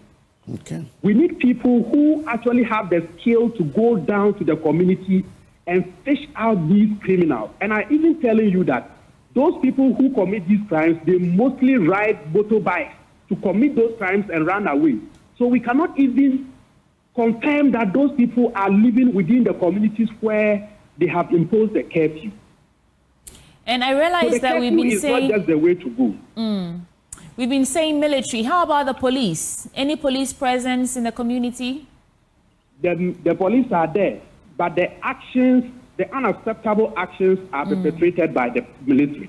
Okay. And this is not the first time. They have done this this is about the 4th time the military are brutalizing people in Walewale for no reason. Hold for us. We have Dr. Doke back online with us. And Brace, I think you wanted to find out from Doc. Yes. Yeah. I mean, Doc, to hear that the military are brutalizing the resident without asking questions. According to Shaibu, 2 persons have died as a result of these brutalities. We have not been able to listen to the side of the military. But what do you think is happening here? If we should go by his narration and if indeed what he says are factual. Go by his narrative, then it means the approach the military is using is not right. In the context of this situation, you want to get information, you want to get to understand what is going on. You need another approach. You need an engagement. You need consultative approach with regards to dealing with every group in the community. But to target individuals, if and assuming we go by the narrative and then it's factual, then they should really look at the approach with regards to interrogation or arresting or dealing with elements suspected to be part of the issue. And I think this calls for a response from the military hierarchy as to whether they will conduct investigations on what happened, and then to understand for us to also make informed decisions, not just based on hearsay or allegations and whatnot. Doc, would it be wise for the military to recuse themselves so the police handles this going forward? No, I don't think it would be wise to do that. This is a joint effort. Doc, your voice is fading away. Could you speak up, please? I'm saying it won't be wise for the military to recuse themselves because you're talking about a joint effort. The police cannot and may not be able to handle the situation by themselves. Different agencies with different capacities with regards to training and then capacities to deal with this kind of situations. So you need a collaboration from not these 2 main entities, every security institution in the laws of Ghana, customs, immigration, and all of that. You need all of them. So this is a joint exercise, this is a joint activity. For the military to recuse itself, it won't be wise at all. But this military have sort of antagonized, they've become the antagonists in the story, in the plots that we are seeing now. How can they win back the trust of the people that they're there to protect? One of the ways is to, as I said, conduct an investigation into what happened to the 2 incidents, the 2 gentlemen, the narratives, and then let all of us know what actually is the situation, why, these incidents happen. It would be good to also hear from their side, because people have raised concerns. So in situations such as this, to find a solution, you hear from both sides. So let's wait and see if there's going to be a response from them. Well, quite interesting. But from how this, or from where this is coming from,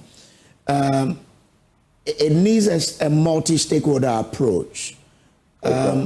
So what would be your advice to, say, the RECSEG, in terms of trying to get a solution to what is happening? Okay, so apart from RECSEG, and I know if RECSEG wants to do or perform its mandate, they will go strictly according to what the law says regards to the membership. But they should look at the aspect of what? Community engagement. Now, you need the community involvement. You need their opinions and ideas. So you need the leadership of the community. The MP is one of them. The leadership, the kinsmen in there, the youth groups, the women groups. You need their engagement with regards to this situation. Not forgetting, civil society organizations can also come in this situation. So you can have your RECSEG meeting, decide what is going to happen, and then you can also consult extensively with all these personalities and entities that I've mentioned. So at least you carry each other along, and then it won't be like people are taken by surprise, or situations to get to this at this level, and then you may have some kind of rebuttal, so you have confrontations from the youth especially, which will raise tensions, and which can lead to armed confrontations at any given time. Well, if you listen closely to Shaibu, he says that people they are innocent. Where should the joint forces be looking at for the suspects? Okay, so this is the initial stages where they have began. One, identification of these perpetrators is what has led to the imposition of curfew. Now, that's one way. And that is why we need to begin to understand the roadmap. After imposition of curfew, what next? How long will the curfew be imposed? You understand? Once you're looking at the engagement with the community themselves. So, while the curfews have been imposed, well, this may be their strategy to analyze and see whether if the attacks are going to continue during the daytime, because then the imposition of curfews is believed to stall or curb the cell meetings of these armed elements or criminal elements. So after that, let's see what happens with regards to the attacks. Once they increase their patrols, get the equipment, go capacity, and then try to engage the community. But by and large, I think the interior minister, the RECSEG needs to come back to the table and then have an executive roadmap. If they don't, I think they are getting too comfortable with the issue about the position of curfew, thinking it addresses the main concern. It doesn't. It just addresses one aspect of the bigger concern that we have. What will help us all after that curfew? We need engagement. We need to send in emissaries. We need to send in mediators and negotiators and all of that. Okay. Try and then engage extensively. Doc, we're grateful to you for joining us here. Dr. Victor Doke is a security analyst and a lecturer at the Kofi Annan International Peacekeeping Training Center. Well, we also spoke to Idris Shaibu. He's president of the Mampugu Youth Association. Idris, thank you for joining us. My last comment. In about 30 seconds, if you can. Let's go. I just want to appeal to the government that the curfew should be lifted immediately. And then they should make sure that there is vehicular movement from Bolga Bawku and Bolga Walewale freely, without any hinge. If they do that, I believe the security in the area will be secured. All right. But for the curfew, if they don't take it off, it is going to create another problem for us in the area. Shaibu, thank you. I'm sure they've listened to you and hopefully they can do what you're requesting. So Idrisu Shaibu is president of the Mampugu Youth Association. And this conversation has been on that Walewale curfew and the violence that we are seeing and all that. But you want to stay with us? There's still so much we are going to discuss on a big story segment on the AM show. We'll be right back. I'll tell you now about Auto Cleaner House Limited. Sophia and Florence join me in studio to discuss. Sophia Apia is a business development officer and Florence Amevo is also a business development officer at Auto Cleaner House Limited. Ladies, welcome to the program. Hello, thank you so much. I love your hairstyle. Thank you so much. Great. So what is Auto Cleaner House Limited? What do you do? And what are some of your products? All right, thank you so much. So, Auto Cleaner House Limited is a premium car care brand. We manufacture and produce car care brands here in Ghana, ranging from the interior, the exterior, and even the engine area of the car. We have all these products to make sure your car looks sleek and intact as new. Why is it important to use car care products? Yes. You know, even the human body, you always want to make it look new, nice, and then, and people compliment you for that. And how your car looks determines a lot about you. So it's very important to take care of your car, because if you don't take care of your car, it's going to cost you a lot. So you neglecting these signs and these irregularities from the car is going to make you spend more money to fix it, and it's going to cost a lot. Also, when you don't take care of your car, it's going to turn out and it's going to make the car look very, very bad. Yeah. You go out there and then fumes coming out from the car, your car looks cutted, dirty, and it's really that bad. Yeah. So it's very, very important to take care of your car. And also, there is one problem that a lot of people don't, check. They go to the washing bays and leave their cars for the washers, and they don't even care about the product being used on the car. And some of these people use detergent. Yeah. Yeah, and it ends up defacing the paint of the car. You get it? So I would urge everybody to get car care products and from Auto Cleaner, and then take them to the washing bays to be used. Yeah. Florence, how do your products cater to the individual needs of car owners? I'm sure everyone has different needs in terms of how they like to keep their car clean. How do your products meet each individual at their point of need? Okay, thank you for the question. So I'll begin with car owners out there.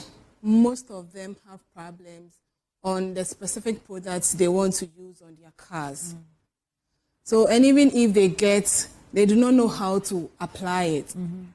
But with Auto Cleaner products, you can just do it yourself. Okay. So for instance, let me take the windshield here, the windshield fluid.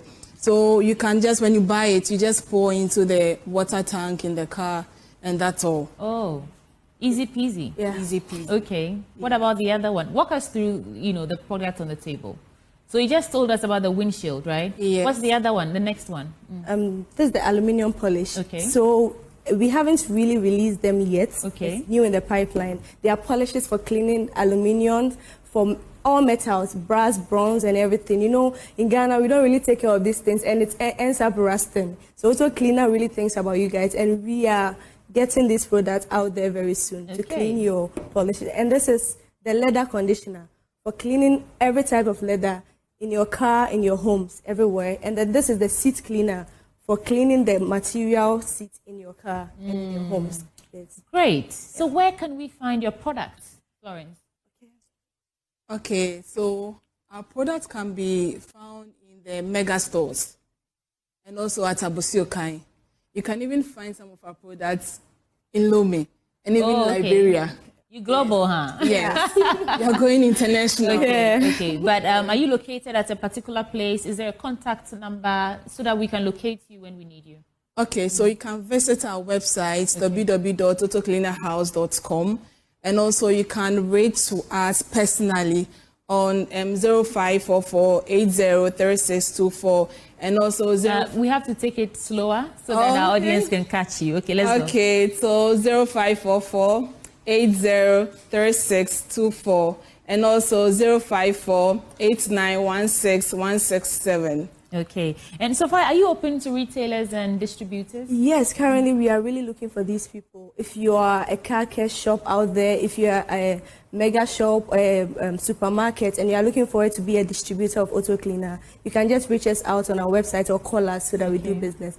Also, you can get some Melcom, China, more Palace, more Maxmat. Yes, you can get our products there. Even a Bosoka and some washing base. Okay. You can get. Well, thank you all so much for coming, and I hope our audience will locate you and get your wonderful products for their car care. But I saw something about bedroom or bathroom. Do you only produce car care products, or you have other cleaning products as well? We do have other cleaning products. We have household products. It's Clean Perfect.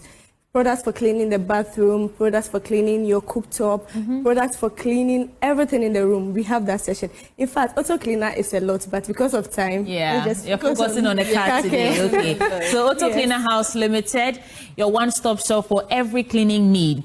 And Sophia Pia is a business development officer. Florence Samevo is also a business development officer. They both join us to tell you about their wonderful products. Thank you, ladies, for coming. Thank you so much, sweetie. Okay, I wish you the very best. All right, thank you. There's still more coming your way. Don't go away. We'll be right back. Welcome back on the AM show. In a bit, we'll be engaging Mustafa Gbande, the newly appointed Deputy Director of Operations at the Presidency. And he'll be joining us via Zoom for a comprehensive conversation on all things important, including from his new role, what it means, balancing that, and the work that the demands of politics and all that. Mustafa Gbande, are you with us? Good morning. Good morning. All right. So we'll come to you in about 10 minutes. So please stay with us for a bit. We'll come to you in about 10 minutes. But let's engage some students from Kwame Nkrumah University of Science and Technology on the 8th Social Entrepreneurship and Philanthropy Conference. In studio with me this morning is Esiedu Ama Ansa. She's a student, and Dela Nyamwame, also a student. Ladies and gentlemen, welcome to the program. Thank you. Very much. Ama, that's a very beautiful fro you have there. Thank you. Okay, but let's talk about this Social Entrepreneurship and Philanthropy Conference. And this is the 8th time you're doing this. Yeah. What is it all about? Let me start with you, Dela. So the Social Entrepreneurship and Philanthropy Conference is one of our main courses in the Development Management Master's course. It's the only practical course that we have. It allows us to implement theories that we've learned in class in international development, find a need in our society and address it using a low-cost and sustainable plan. So after this course is done, then we have the conference where each group is supposed to present their solution, and then we are graded on the solution, and after the grading, then we can graduate. Okay, and this is the 8th time you're doing this. Ama, can you tell us the impacts of the conferences you've had over the past years, and really if it's changed anything for you students? Yes, actually it has. We have had situations where we've come up with innovative projects for people. There was a case where we had to rescue some students who were actually trafficked. And we had to, relocate them and also help them find a way to get back into school. There were others who were also introduced to apprenticeship as well. So there's sustainable development in that case because we're giving you skills to find your way around things after we are done with you. What influenced the choice of theme for this year?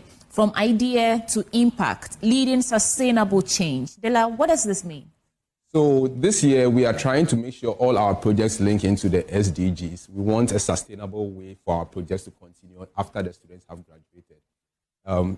The development sector has gone through a bit of upheaval with the collapse of USAID and a lot of projects going down the drain after the collapse of USAID.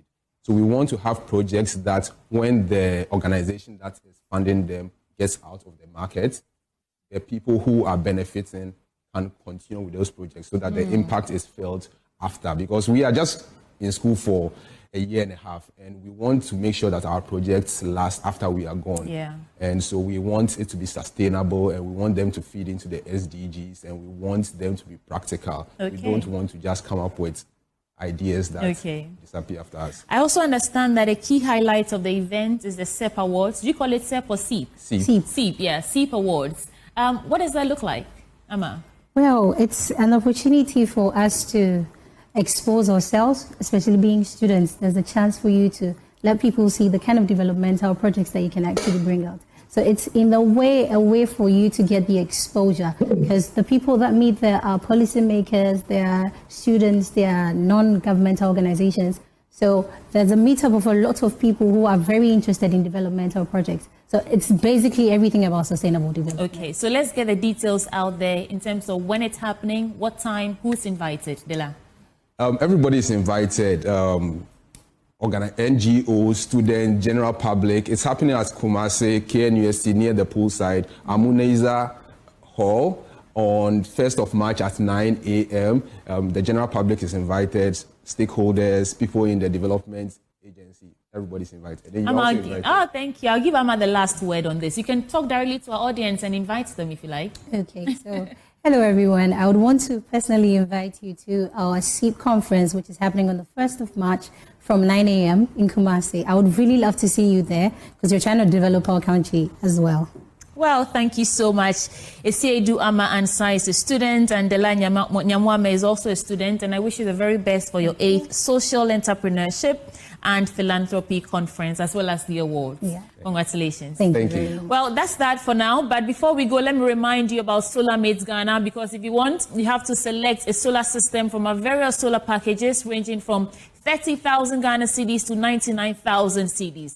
And all our solar systems come with lithium-ion batteries. So get a solar water heater, a solar home system, a solar power station, or a solar generator, ranging from 1,000 watts to 20,000 watts. We also sell reverse osmosis machines for water treatment. Google Solar Mates Ghana to find us on both Facebook and on Instagram, or simply call 050-832-0470. Solar Mates Ghana is located at Adringano, East Legon. Solar Mates, we go everywhere. We'll take a quick break, and when we return, Mustafa Gbande is our guest on the AM show.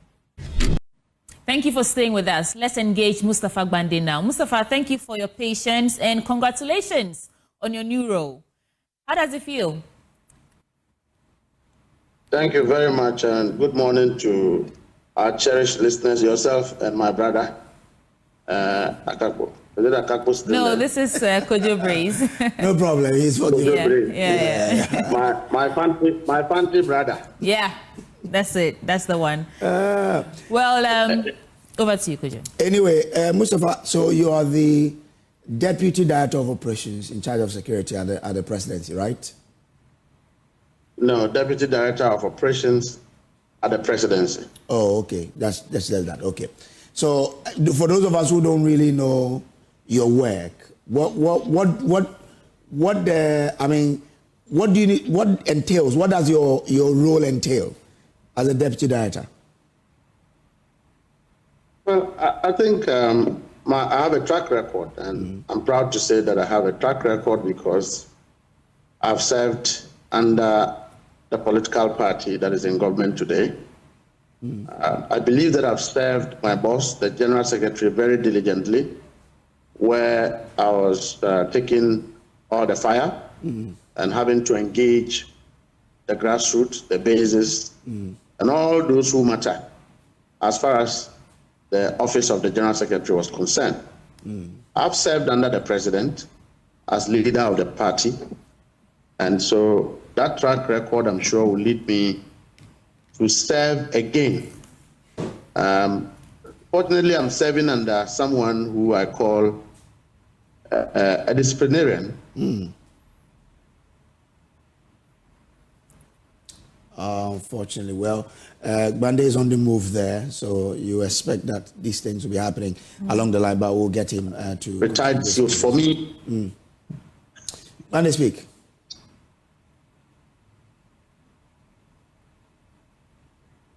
Okay, so we'll get back. But so he is the Deputy Director of Operations at the Presidency. Yeah, Gbande. So you were speaking when your line tripped. Yeah, so having served under the General Secretary, who is a tough character, for me, it's a learning curve for me to learn to work in the Presidency. Okay. And two, is an opportunity to serve my President, and through him, taking the Presidency to the grassroots, where the grassroots actually feel that their government is in power. I think so far I'm the only national officer who is in the Presidency, apart from the President, who is a leader of the party himself. And so we would have to get the grassroots to feel the impact of the government. And so whenever they wake up, apart from the structures that we have to encourage the structures to let the grassroots feel the impact of the Presidency, feel the impact of His Excellency John Dramani Mahama, as we reset this country. And I think so far I retained my position as a Deputy General Secretary as well. Okay. So it increases my role and my burden, where those who cannot reach ministers will have to call, and you have to facilitate engagement, because we want to get the ministers to focus on their job. We want to get CEOs to focus on their job. They have clear mandates. You've heard the president. And so if that is the case, it means that some of us must begin to take the stress off these ministers and appointees so that they can focus on the core mandate. Because the grassroots is hungry, the grassroots need to be sorted out, but somebody need to help them to engage properly so that they get sorted out. Okay.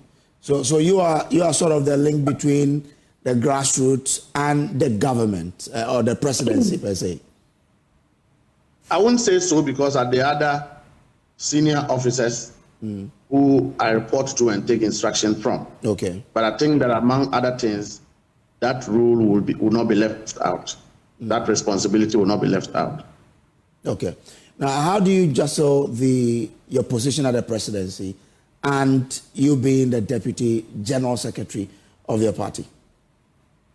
When I finish working at the presidency, I'll go to the headquarters and speak as a Deputy General Secretary, which of course is the reason I'm engaging you this morning, because we have a nation to build. I'm contributing my quota by privilege to the pleasure of His Excellency the President.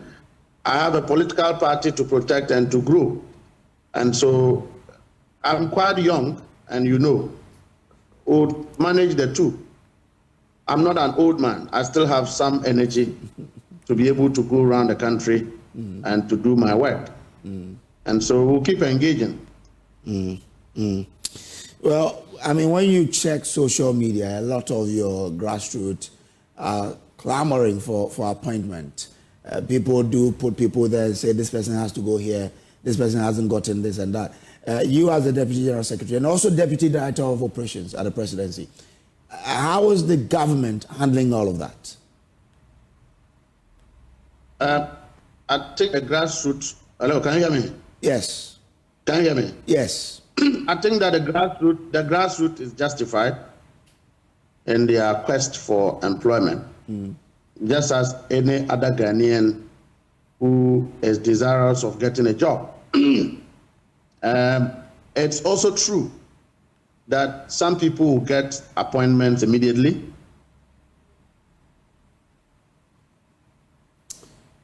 I'm actually curious to hear how he lands on that, because, Brace, there have been reports of dissatisfaction among some party members in terms of recruitment and appointment. And since he's retaining the position as Deputy General Secretary, I'm curious to know how the party is handling this, because it's not a good look. If party members are saying that we've been left out and all that. I think we have him back. Hello? Yes. Mustafa, so you went off. Let's hear so I'm actually saying that some will get appointments immediately, others will not immediately. But for every team, we have reserve players, we have frontline players. I would have wished that I am a reserve player, so we sort everybody out first. But the president wants me to perform a duty. I know from the bottom of the heart of President Mahama, he wishes he can sort everybody out. But when you are confronted with over 6,000 appointments and you have more than 100,000 competent people, you will offend certain people innocently. In as much as you don't wish to, you end up offending them. But as time goes on, some will make mistakes, they will exit, some will be reshuffled, some will be removed. And then other people, some people's misfortune will be other people's blessing. Is that the strategy, Mustafa? Is that the strategy to manage it? Because we've had reports about some dissatisfaction among party members. Is that how you're managing it? To let some, what did you say, reserve players and others? Is that how you're managing the situation? And Mustafa, I know you're on the road, and we understand the demands of your time, but is it possible for you to pause for us for a bit so we can have this conversation? I'm trying to do that now. Okay, great. So I was asking... What was your last question? My question is, you're talking about reserve players, those who will be on bench, and even those who have gone ahead of others, some may some may not do well, they may be removed, others will then come in and all. I'm asking if that's the strategy to manage the reports of dissatisfaction we're hearing in terms of the party members who think they should have been appointed to various positions various positions. Is that the strategy to manage it? No, I think that basically, so far, as far as I have joined politics is concerned, this is the first time the president have focused on appointing party officers into government, and he has done so well. Number two, in terms of strategy to manage who have gotten appointment and who have not gotten appointment, it's a natural reality that as we go, some people will fall. As we go, expansion will happen. In terms of reactions on the ground, the few appointments, it's real, yes. There are some people who have been appointed. Party people believe that they have not seen them, they don't know them. They are persons they do not see as they see Mustafa Gbande. But we are all to the pleasure of the president, and the president has a lot of references to make. We are trying to build a country where President Akufo-Addo's handbook is a very voluminous book that all of us should read every morning in terms of what not to do. And so if for the first time you have several appointees from within the NDC and few ones who are neutrals, I believe that the president is trying to balance competence, is trying to balance technical experience with loyalty, with also people who believe in the vision of his presidency. And so these are normal reactions. It's not new. It's not a novelty. It's something that we see every day happening in government. But whenever it does happen, we engage the grassroots, we engage the people and explain the rationale to them. That is why you don't see overly reaction of these matters, because we have been engaging the grassroots to understand where the president is coming from. And I think this is also new, because in the past, people do not engage, but we engage the grassroots consistently to understand where we are going to and why certain decisions are taken. Mustafa, you mentioned former President Akufo-Addo and learning, taking some key lessons from how he ran his administration and all that. You recall that in 2016, internal divisions were cited as one of the factors for the party's electoral loss. So I guess I'm asking, how do you're still a party leader. You're retaining your position as Deputy General Secretary. How are you ensuring that the morale of your people remain high? I know it's early days yet, an election is like 4 years away, but how do you ensure that this does not come back to bite you in the future? Well, if you check, the president has appointed myself into the presidency. My brother Sami Demfi is a CEO. My brother Pablo, who is a national youth organizer, is a minister in charge of youth and employment. My brother Edujita Maklu, if you look at the national women organizer, she's a CEO today. If you look at the deputy national organizer, she's a CEO of Maslok. What it means is that the president blesses you so that you are blessing unto others. Much as possible, we want to build a society where each and everyone will live freely, each and everyone will live happily, each and everyone will prosper. But of course, the party is well involved in the governance, and we are very sensitive to every reaction at any given point.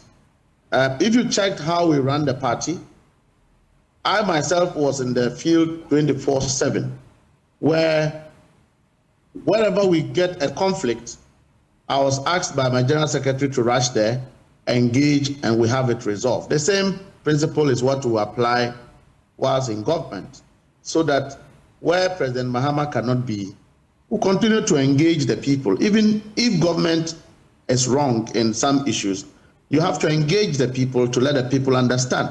And so that engagement will not cease. And I can assure you that the national chairman the General Secretary, and the President himself consistently engage one another in everything that is happening. And so at that level, there is unity as compared to the MPP where President Akufo-Addo ran a one-man show, no party involvement, relegated the MPP to the background. All MPP executives were left behind the backgrounds. And if he disagreed with executives, he found a way to give money for them to sideline those executives. That is not President Mahama. Bande, you weren't in that government. How do you know? Say that again. You weren't in that government. I am an operative, and before you can put your opponent out of the ring, you must be able to size your opponent properly. And we knew that that was a style of President Akufo-Addo. It was his brothers who were managing more or less his interest in the party. That is not President Mahama. He will consult. He has appointed almost 50% or 60% of national executives into his government. It has never happened in the history of our country before. President Mahama has relatively appointed young people, young people who are energetic. It's believed that the Gen Zs, this is our generation, and this generation is quite energetic to resolve and solve the problems of this country. If you look at his style of appointment, he is positioning the elderly people who are experienced to guide the young ones to succeed. Okay. And so we are far away from what MPP have gone through. We are just 2 months in power. In the subsequent days, in fact, let me state this. Did you see that across the regions, over 80% of the regional ministers are also regional executives of the party? Yeah. And regional secretaries, of course. That is a way to neutralize tension. That is a way to create familiarity between the people and government.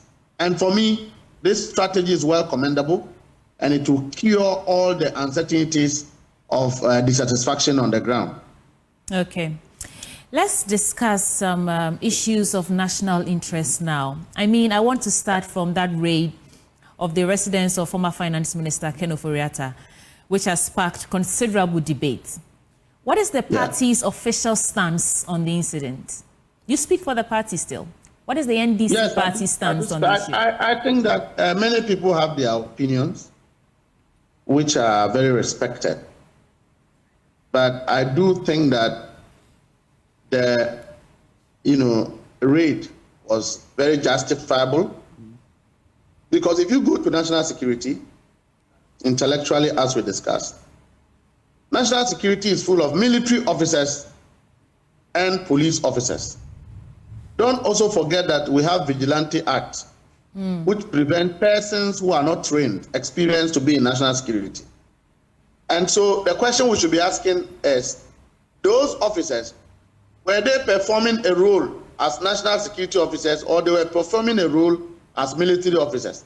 The answer is, they were performing a role as national security officers. Did OSP sanction? OSP says no. National security did. Is it the case that there are multiple investigations on Ken Ofori-Atta? Did they kill anybody? Did they steal anything? Did they break into anything? Or the gate was open and they entered and did a search and exited? If you believe that somebody is corrupt, and I know you sitting there, you believe that Ken Ofori-Atta have not been fair to the people of Ghana, including our pensioners, collapsing of banks. In fact, even in his own party, the biggest enemy of the MPP today is not the NDC, it's Ken Ofori-Atta. President Akufo-Addo, before he exited as president, declared Ken Ofori-Atta a fugitive and a betrayer. You're saying the president... Where did he declare that? I do know that. Go and ask them. And hold on. When the OSP declared him as a fugitive, we can all say so because we all heard him. You are saying Akufo-Addo declared him as a fugitive, and we're asking, where did he say that? We don't know. We've not heard it before. You are telling us. Where did he say that? You wouldn't say it because you are a journalist and I am a politician. But I'm telling you that 90% of the MPP ministers believe that Ken Ofori-Atta have cheated them, betrayed their cause. In fact, a man who used his private companies to benefit from his own work is found in explicit issues of conflict of interest. You know but that's different from being a fugitive. The scenario you are describing. President Akufo-Addo, for all intents and purposes, was in the Jubilee House thinking Ken Ofori-Atta was championing his interest. No, he wasn't not. He was championing his own interests. In the coming days, there will be revelations on activities of government, and you get to understand what I'm talking about. But I can say on authority that OSP's declaration of Ken Ofori-Atta as a fugitive is on the mild side, more than what President Akufo-Addo feels right now, as he is home. And so, when people begin to question military involvement and use of military, I don't understand how you want to speak to the issues when officers who are posted to national security are all military officers. For me, we are yet to start the game. Okay, Mustafa, but what was the end goal of what happened? Well, those are for national security reasons. I don't work with national security. But I'm saying that if Ken Ofori-Atta, should refuse to come, every measure will be deployed to bring him down to this country. But if for any reason he passes on, his dead body will be prosecuted and jailed, and every stolen money belonging to the people of Ghana will be retrieved. Look, it is not just an agenda of government. Well, it is a mandate. We went to campaign for us, monies that have been stolen from us. And well, I want to find out. Ofori-Atta is one of them. Bande is one of. Bande, are you aware of Article 18 of the Constitution? Speak to me. Say again. What does this say? What does it say, and how does that exonerate Ken Ofori-Atta? And how does that speak to a minister who have used his private companies to do financial engineering for government when he himself is a finance minister? How does that speak to exonerate a minister who sat down and electricity company of Ghana was given to few people who have managed it for months and have chopped the money and he never took any action? Are you not paying high bills for electricity? When you are going to buy power, it is not exoneration, Mustafa. It's about the person's private home and the way the security operatives invaded it. Now, the Article 18(1) says every person has a right to own property, either alone or in association with others. 2, no person shall be subjected to interference with the privacy of his home, property, correspondence, or communication, except in accordance with the law, and as may be necessary in a free and democratic society for public safety or the economic well-being of the country, for the protection of health or morals, for the prevention of disorder or crime, or for the protection of the rights or freedoms of others. That's what the Constitution gives him. And your security persons invaded that. Let me assure you, if tomorrow I, Mustafa Bande, and I say this because I fear to steal what belongs to the public. I will never steal public money. If for any reason I come into contact with a decision to do harm to the people of this country, I'll reserve to be poor so that Ghanaians will respect me for it. Now, if you go out and you interfere with the livelihood of Ghanaians, don't you think that you lose that right, that protection from the Constitution? Isn't that why? Reasons, hold. Isn't that why we have the law court? That you have to take the mantle for the court to determine the veracity of the case and declare judgment. If you don't catch the person, how do you take him to court?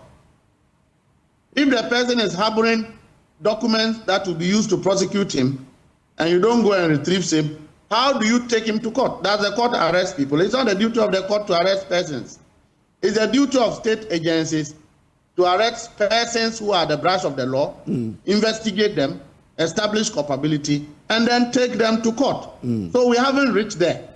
We are at a point where an agency of the security service of this country have invaded somebody's house, and they are questioning the use of military. And my question is that, should they resort to using vigilante in the arrest of persons suspected to be under investigation? Bande, the security can't go there. But like the Constitution says, it must be done in accordance with the law. So you go Did you there. ask national security? Did you ask if national security went there with a warrant or without a warrant? The story we have it is that when they demanded it, they couldn't provide it to the people in the house. So that's what we know. They didn't provide doesn't mean that they didn't have. Oh, Mustafa. So we should engage with national security properly. And I'm saying that tomorrow, MPP can be in power. If I am found to have done something wrong to the state, they can welcome into my home with peace goers and ambucas. I will avail myself and let everyone be ready to avail him or herself. If you have served in a public interest and you have been capricious, you have been, you have not been diligent in the discharge of your work, you have suspected to be corrupt and have stolen money belonging to the public, you should be subjected to investigation. And we cannot dictate the style and pace of how the security agencies should do their work. We have been in this country. If we want to play the template of President Akufo-Addo in arrest and invitation of persons, you remember how they arrested my national chairman, Samuel Ofusampofo. You remember how they invaded even my own home and got it demolished on an ex-party order. Yeah. You remember how they arrested ministers of state using the same medium. Why are they complaining today when those ministers did not do 10% of what Ken Ofori-Atta have done? Mustafa, what do you think? Must we continue to build a democratic state on that line, where, as you say, if they bring armored cars to my house, I have to? Why don't you say we have to allow the laws to work? Why? The laws cannot work minus security agencies. It depends on the modus operandi.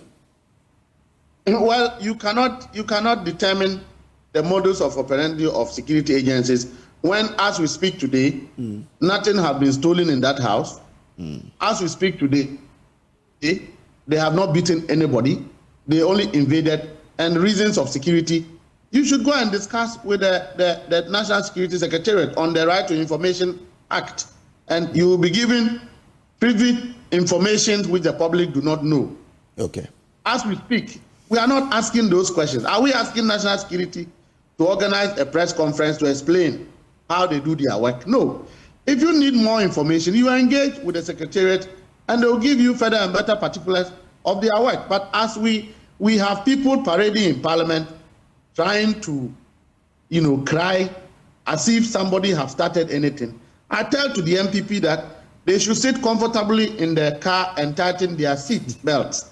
The game is yet to begin. And I can assure them that whosoever have stolen money, the security agencies will take them on. Right. My sad reality is that the MPP is behaving as if it was a concerted effort between the party and government to dupe the people of this country. They are the question that started as if the reasons are not justified. They are behaving as if there was no wrongdoing. If there was no wrongdoing, why do you have to lose the election so much? I expect the MPP as a political party at this time to be apologizing to the people of Ghana and saying we are sorry, we are reforming, and they will never do that again. I also expect the MPP to distance themselves from persons who have engaged in wanton stealing of state resources, other than trying to shield and to protect them. Mustafa, let's make progress. Just like you're expecting the NPP to apologize, you haven't been able to prove to us when former President Nana Addo Dankwa Akufo-Addo said or declared Ken Ofori-Atta a fugitive. So you have to take that back, and then we'll make. No, he hasn't. I didn't say that he declared it to the public. I said I knew that. Well, I said I knew that. Well, you said that on national television, and you can't give us evidence. So, I mean, we have to either prove it or you have to take it back, Mustafa. I take it back, but I know that is true. Great. So let's talk about. Yeah, let's make progress, Mustafa. There have been concerns about the revocation of some recruitment into key government institutions, and the concern really is whether or not the NDC is using this or seeing this as a broader attempt to undermine the previous administration's legacy. How do you reconcile the arguments that are pouring in? And make this brief for us. There is no legacy of the previous administration apart from corruption. Look, Ghanaians are hard pressed. Poverty is on the high scale. People are suffering. There are people who are in hospitals today, they can't get treatment. And we have a government that has been in power for 8 years, taking several amounts of loans. There's nothing to boast about President Akufo-Addo and his governance. What it is that persons who knew that there was election, a party won, we were in transition, particularly when the two sides, government and the incoming government, decided that all recruitment should cease. And then you go and employ people and backdate their letters. It's criminal. Such persons must not be allowed to benefit at the expense of others. It doesn't matter whether you are NDC, you found yourself there, or you are MPP. Okay. Ghanaians must be treated equally. And so can we continue? When you say Ghanaians must be treated equally, is that what we are seeing here? Because these are the lives of Ghanaians that looks like have become a political football. One administration puts you in, the other comes and boots you out, and then your fate is hanging in the balance. Is that equality? No way. No way. If you read the Chief of Staff's letter, he says persons who have been appointed after December 7th, and you and I know that the recruitment that occurred between December 7th and January 7th were wrong. They were illegal. They were of a criminal intent, seeking to deprive other Ghanaians of opportunities and give few. And that is wrong. It doesn't matter whether my brother is involved or not. Let us advertise the jobs. If you are competent and you are NPP, you should be employed. If you are competent and you are NDC, you should be employed. If you are not political, you should also get employment. But where people have lost power and they have recruited people seeking to balloon expenditure in order to sabotage the new government, look, we will sack all of them, including those who have been put there to act as spies to sabotage the new government. They will also be removed. But Mustafa, we get your point. But you mentioned backdating. Yes. As to how far back does the record say? Go and check immigration. Go and check grid code. Many other institutions. Look, I've spoken about Petroleum Commission, Egbert Fable. When they lost power, between 7 December to January 7th, he organized more than 5 board meetings, and they took money for it. He recruited some 12 managers. No, you're not answering the question. You mentioned that with the recruitment, you say post December 7, but they backdated the day. That's what I want to understand. As to how far back are the records saying? There are 2 types of it. There are some who are recruited within the period. Their letters state exactly so. Okay. There are some who have been recruited within the period, but the letters they have been backdated. If you go to Gapua, you will find such evidences of people who have been recruited and their letters backdated. The CEOs will do their investigation and the public will get to know.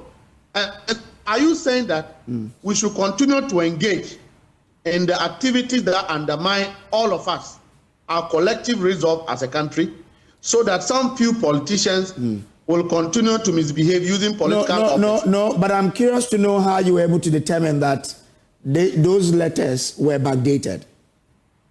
Don't you forget that the Chief of Staff wrote on assumption of office to all public institutions to furnish the presidency with records of payroll. You said, shall we continue? Mustafa, sorry, we have to rush you because of time. You said we should not continue to undermine the efforts of the country in our quest to develop and all that. How seriously is the party taking the allegations of NDC members involved in Galamsey? Case in point, the Awin MP. How seriously is the party taking this? I think that the Minister for Lands just got sworn in. As far as I'm concerned, in the last 1 week, I have seen all state agencies from Minerals Commission, EPA, Forestry Commission, trooping to his office for meetings in the last 1 week. I believe a plan is being factioned out. I also do know that the Minister of Defense is engaging with the Lands Ministry to see how a government will roll out a comprehensive strategy that will curb activities of illegal mining. But particularly on allegations of NDC members, members of parliament, NDC sympathizers, again, I'm using the word allegations, who are involved in illegal mining. And so to add on, the papers are reporting this morning that the chairman of the party in Evaluate Ajomorajura is involved in Galamsey. The papers are reporting it this morning. Yeah. How do you respond to these? I'll verify these things, but I don't doubt your source. Look, a lot of people are beneficiaries of Galamsey. But the question is that what is government's comprehensive policy to curb Galamsey? Don't you think that the president who have just assumed office, he's doing appointment, he's just appointed ministers. The ministers are barely 1 week or 2 weeks in office. It is quite too early. Is it really too early for us to be begin talking to question government policy, allow that policy? Come again? Is it really too early? Hello? Because I'm saying, is it really too early? Because the conversations from last year was that there was a lack of political will to tackle this thing head on. And it's the dawn of a new day, it's a new administration. And already we are hearing that NDC members, NDC sympathizers are involved in this. I would think that the president will crack down hard on these people to make a statement that they are not going to, take kindly to NDC members or members in their government involved in illegal mining. But if you are still playing too early to do anything card, I don't think Ghanaians will be happy to hear that narrative. Let me say this very clear. Nobody have said that the activities of Galamsey was carried out only by MPP members or NDC members. There are various actors, including politicians and journalists. Okay? But the question is, what is government policy? And I'm saying that, do you think that a minister who is 2 weeks in office will already roll out a plan without interagency engagement? I've also told you that in the last 1 week, I am aware that Minerals Commission, Forestry Commission, EPA have been engaging in meetings with the Minister of Lands. He needs to take briefings. You are aware that the former Minister of Lands issued over 2,000 licenses, the highest in the history of our country. Are they all MPP? Are they all NDC? Are those license owners adhering to environmental protection laws? All of these analysis must be made before a comprehensive government policy rolled out to curb the process. All right, Mustafa, we'll be monitoring. But Mustafa, look, let me take you back to the revocations. Final question. Your government promised the 24-hour economy. One job, 3 shifts. Now, if a government appoints people, which could possibly be the 1 shift, why sack them when you are looking to do a 24 or implement a 24-hour economy policy? Look, there's no hue and cry about this. Government did not say that the beneficiaries are to release. Government only said that the recruitment was not in adherence of due process and procedures of employment. So you can reapply. You don't need to bring Ghanaian ID card to show. You are a Ghanaian, whether you are MPP or you are not. You should be engaged and recruited properly. Don't you think that is a laudable decision that you should be applauding government for? So that I do not look at your space in order to employ you. I do not look at my sister's beauty in order to employ her. But as far as you are a Ghanaian, you should be engaged properly. Mustafa, why did they wait until they lost power, then they begin to engage people? They have explained that the appointment is a process and not an activity. It started way before. But you are a deputy director of operations and you want to certify your grassroots. Wouldn't you then use that opportunity to ensure that your grassroots are the ones who take over these jobs? I'm a deputy general secretary and I want to satisfy the grassroots. When I go to the presidency, the rules are different. But at the party level, I would want to satisfy my grassroots. Of course, they are also Ghanaians. Do you want us to keep them hungry? Their party is in power. They should eat. The MPP people were in power for 8 years, decided to sabotage their own grassroots. We will not do the same. We will give opportunities to our grassroots because they have suffered and they have worked. you are aware, anytime you were covering, political campaigns, the people you meet are human beings. They are not Togolese. We will help them to benefit from the government.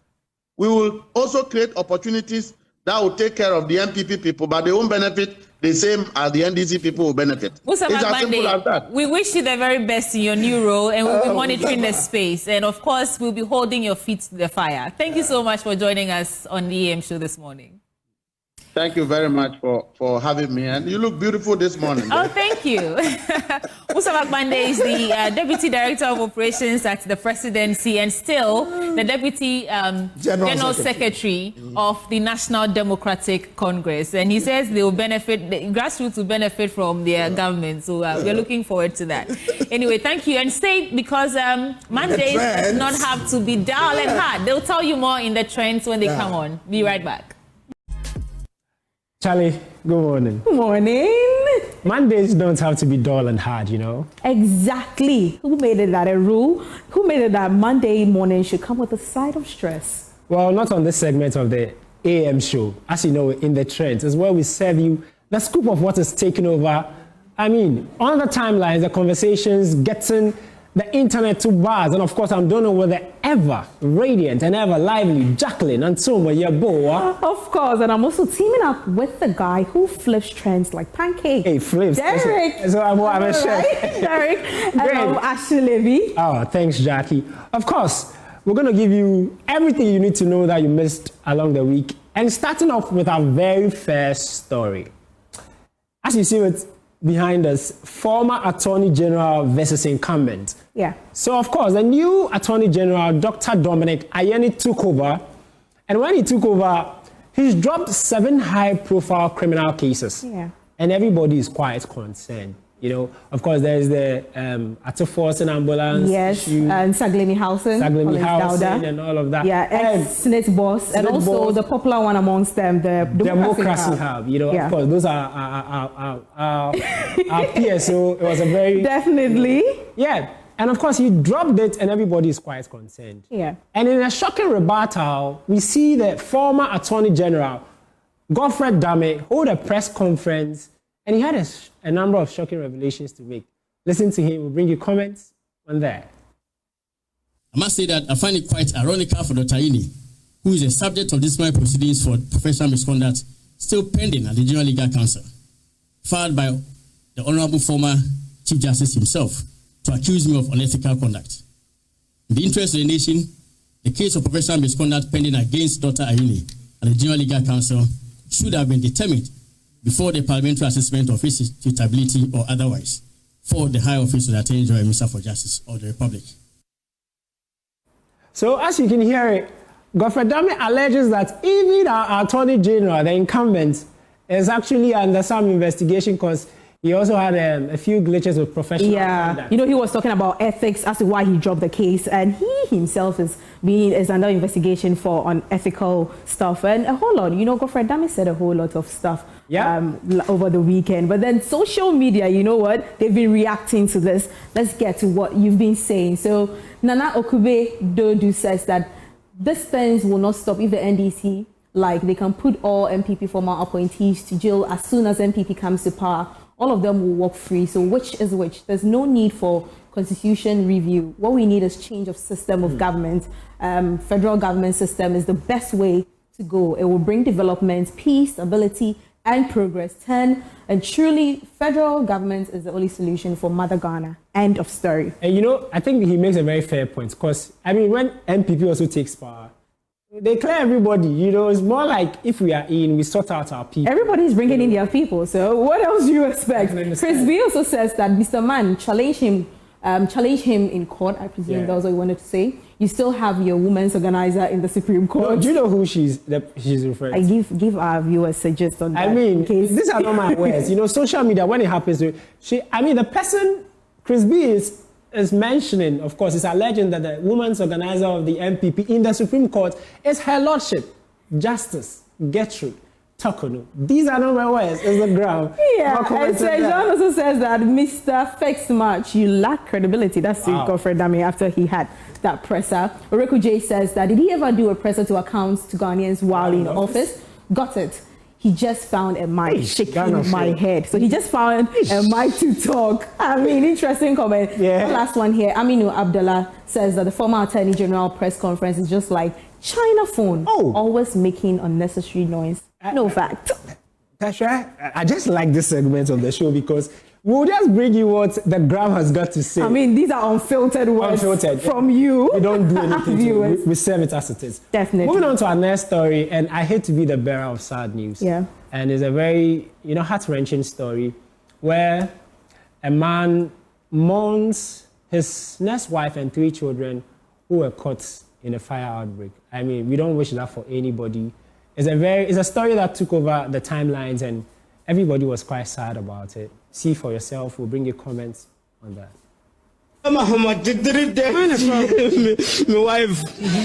Mahama did 3:30, you know, and them say, die show, die shit, die Matimashana made Timothy, Tinipanuana, who be a new ho. A phone, me Frebioa, Ubiancasa. Yes, she dies, Nina, Mintibio.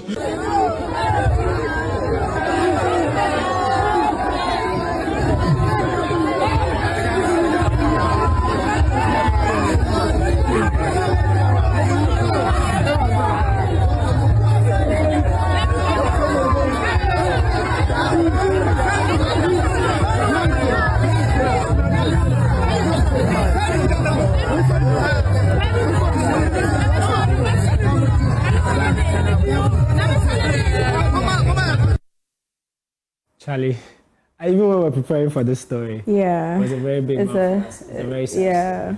I mean, I'm out of words at this point. Very heartbreaking to see him shed so much tears over there. But social media has also been reacting, sharing some heartfelt comments over there. For me, this is the saddest news in 2025. Yeah. Innocent kids burned to ashes. It's really, really sad. That's very from sad. Islam Med 18, and Diana says that this is so sad. Her Excellency says heart-wrenching, no caption, but I feel the pains. Yeah, it was a sad one too. For a man to cry like this, in our local language we say that Bemensu, but this, I don't know. I mean, we don't even know them, but it's having a toll on us. Yes, it is. Efio Usu says that, oh God, this is heartbreaking. May God comfort him. Yeah. So moving on from one loss to another. Yeah. I think for this loss, it seems like a loss I'm excited about. Oh, really? Yeah, because, so let me give you the background. I think Gen Z should actually gather here for this one. Yeah, because this story took over the timelines and all of everybody has something to say on this. It's a story of a female Nigerian student who was making a TikTok video. And whilst making the video, she was making it in the hallway. I mean, so she had almost like obstructed passage. So a lecturer was passing by and had to, tap her that, hey, make way for me to pass. And the girl in our local parlance, he sized the lecturer, or sized, like that. That thing girls was shredded from bottom to top, And so she passed the comment. And the lecturer asked, is it me you are referring to? By the time we realized, Charlie, the thing has escalated. Somebody is holding somebody's neck. Can you guess who is holding the other's neck? Let's watch the video. Let's watch the video, read comments on that. Excuse me. Can you imagine?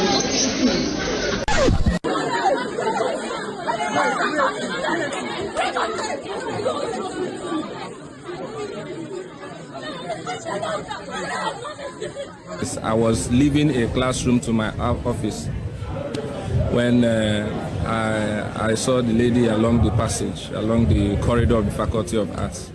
So she was making a TikTok video, and I needed to pass because, the way the place is, and someone was by there. So I just tapped and said, excuse me, and walked off.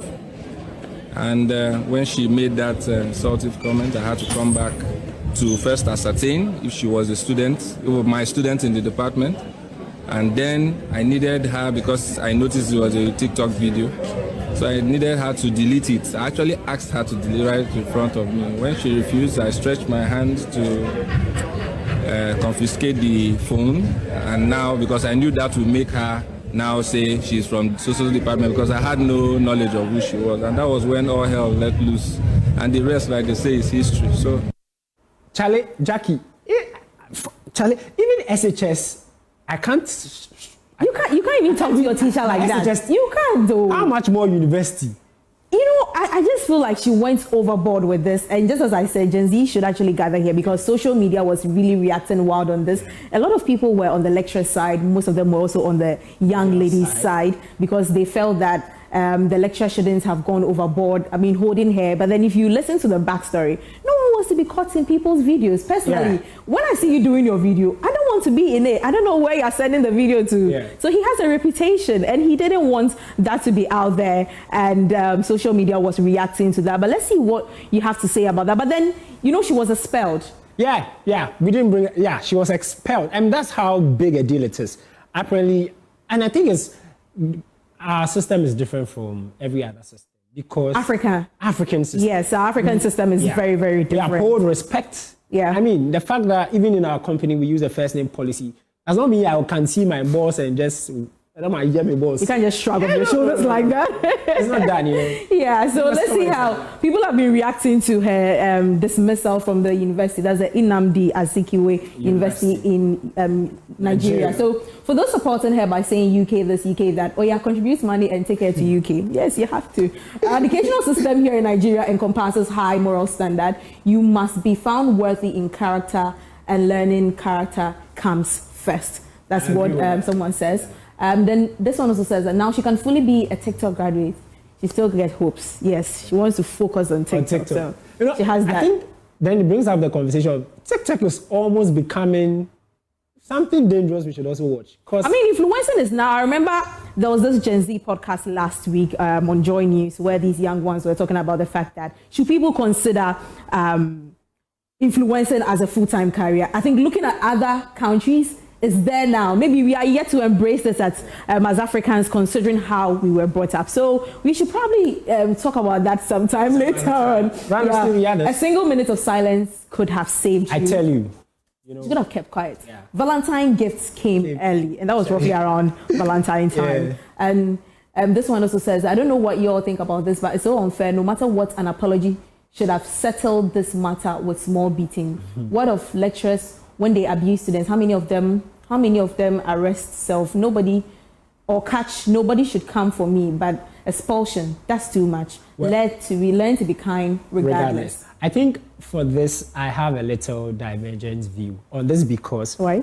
I mean, it's not every punishment that should lead to expulsion. Yeah. But this involves a lecturer. It involves people in leadership, people who are teaching us. And so if we then tend to now override its beating, and in any case, if we just threw this issue under the bus and just made little out of it, she will make a video boast and talk about it. Yeah, don't allow your she would even become a celebrity. I'm telling you. She would become a celebrity. The girl who showed who put the lecturer in. She'll start having an empowerment forum to tell young girls that they need to, shrug off their shoulders. Yeah.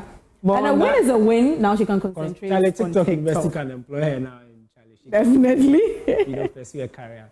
Yeah.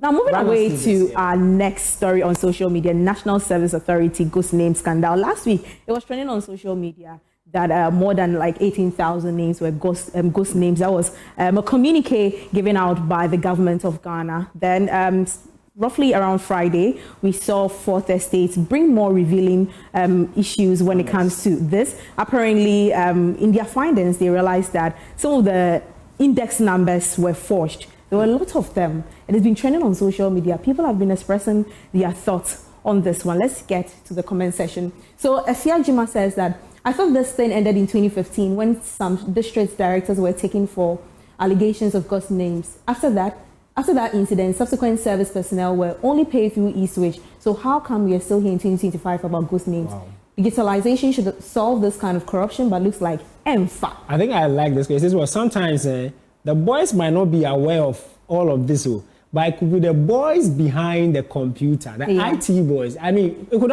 actually be the case. People are corrupt. If a corrupt person is sitting in a place where they can have their way. You remember sometime last year, foreign ministry too. I remember when the minister came out, all these guru boys and all that. It could possibly be that.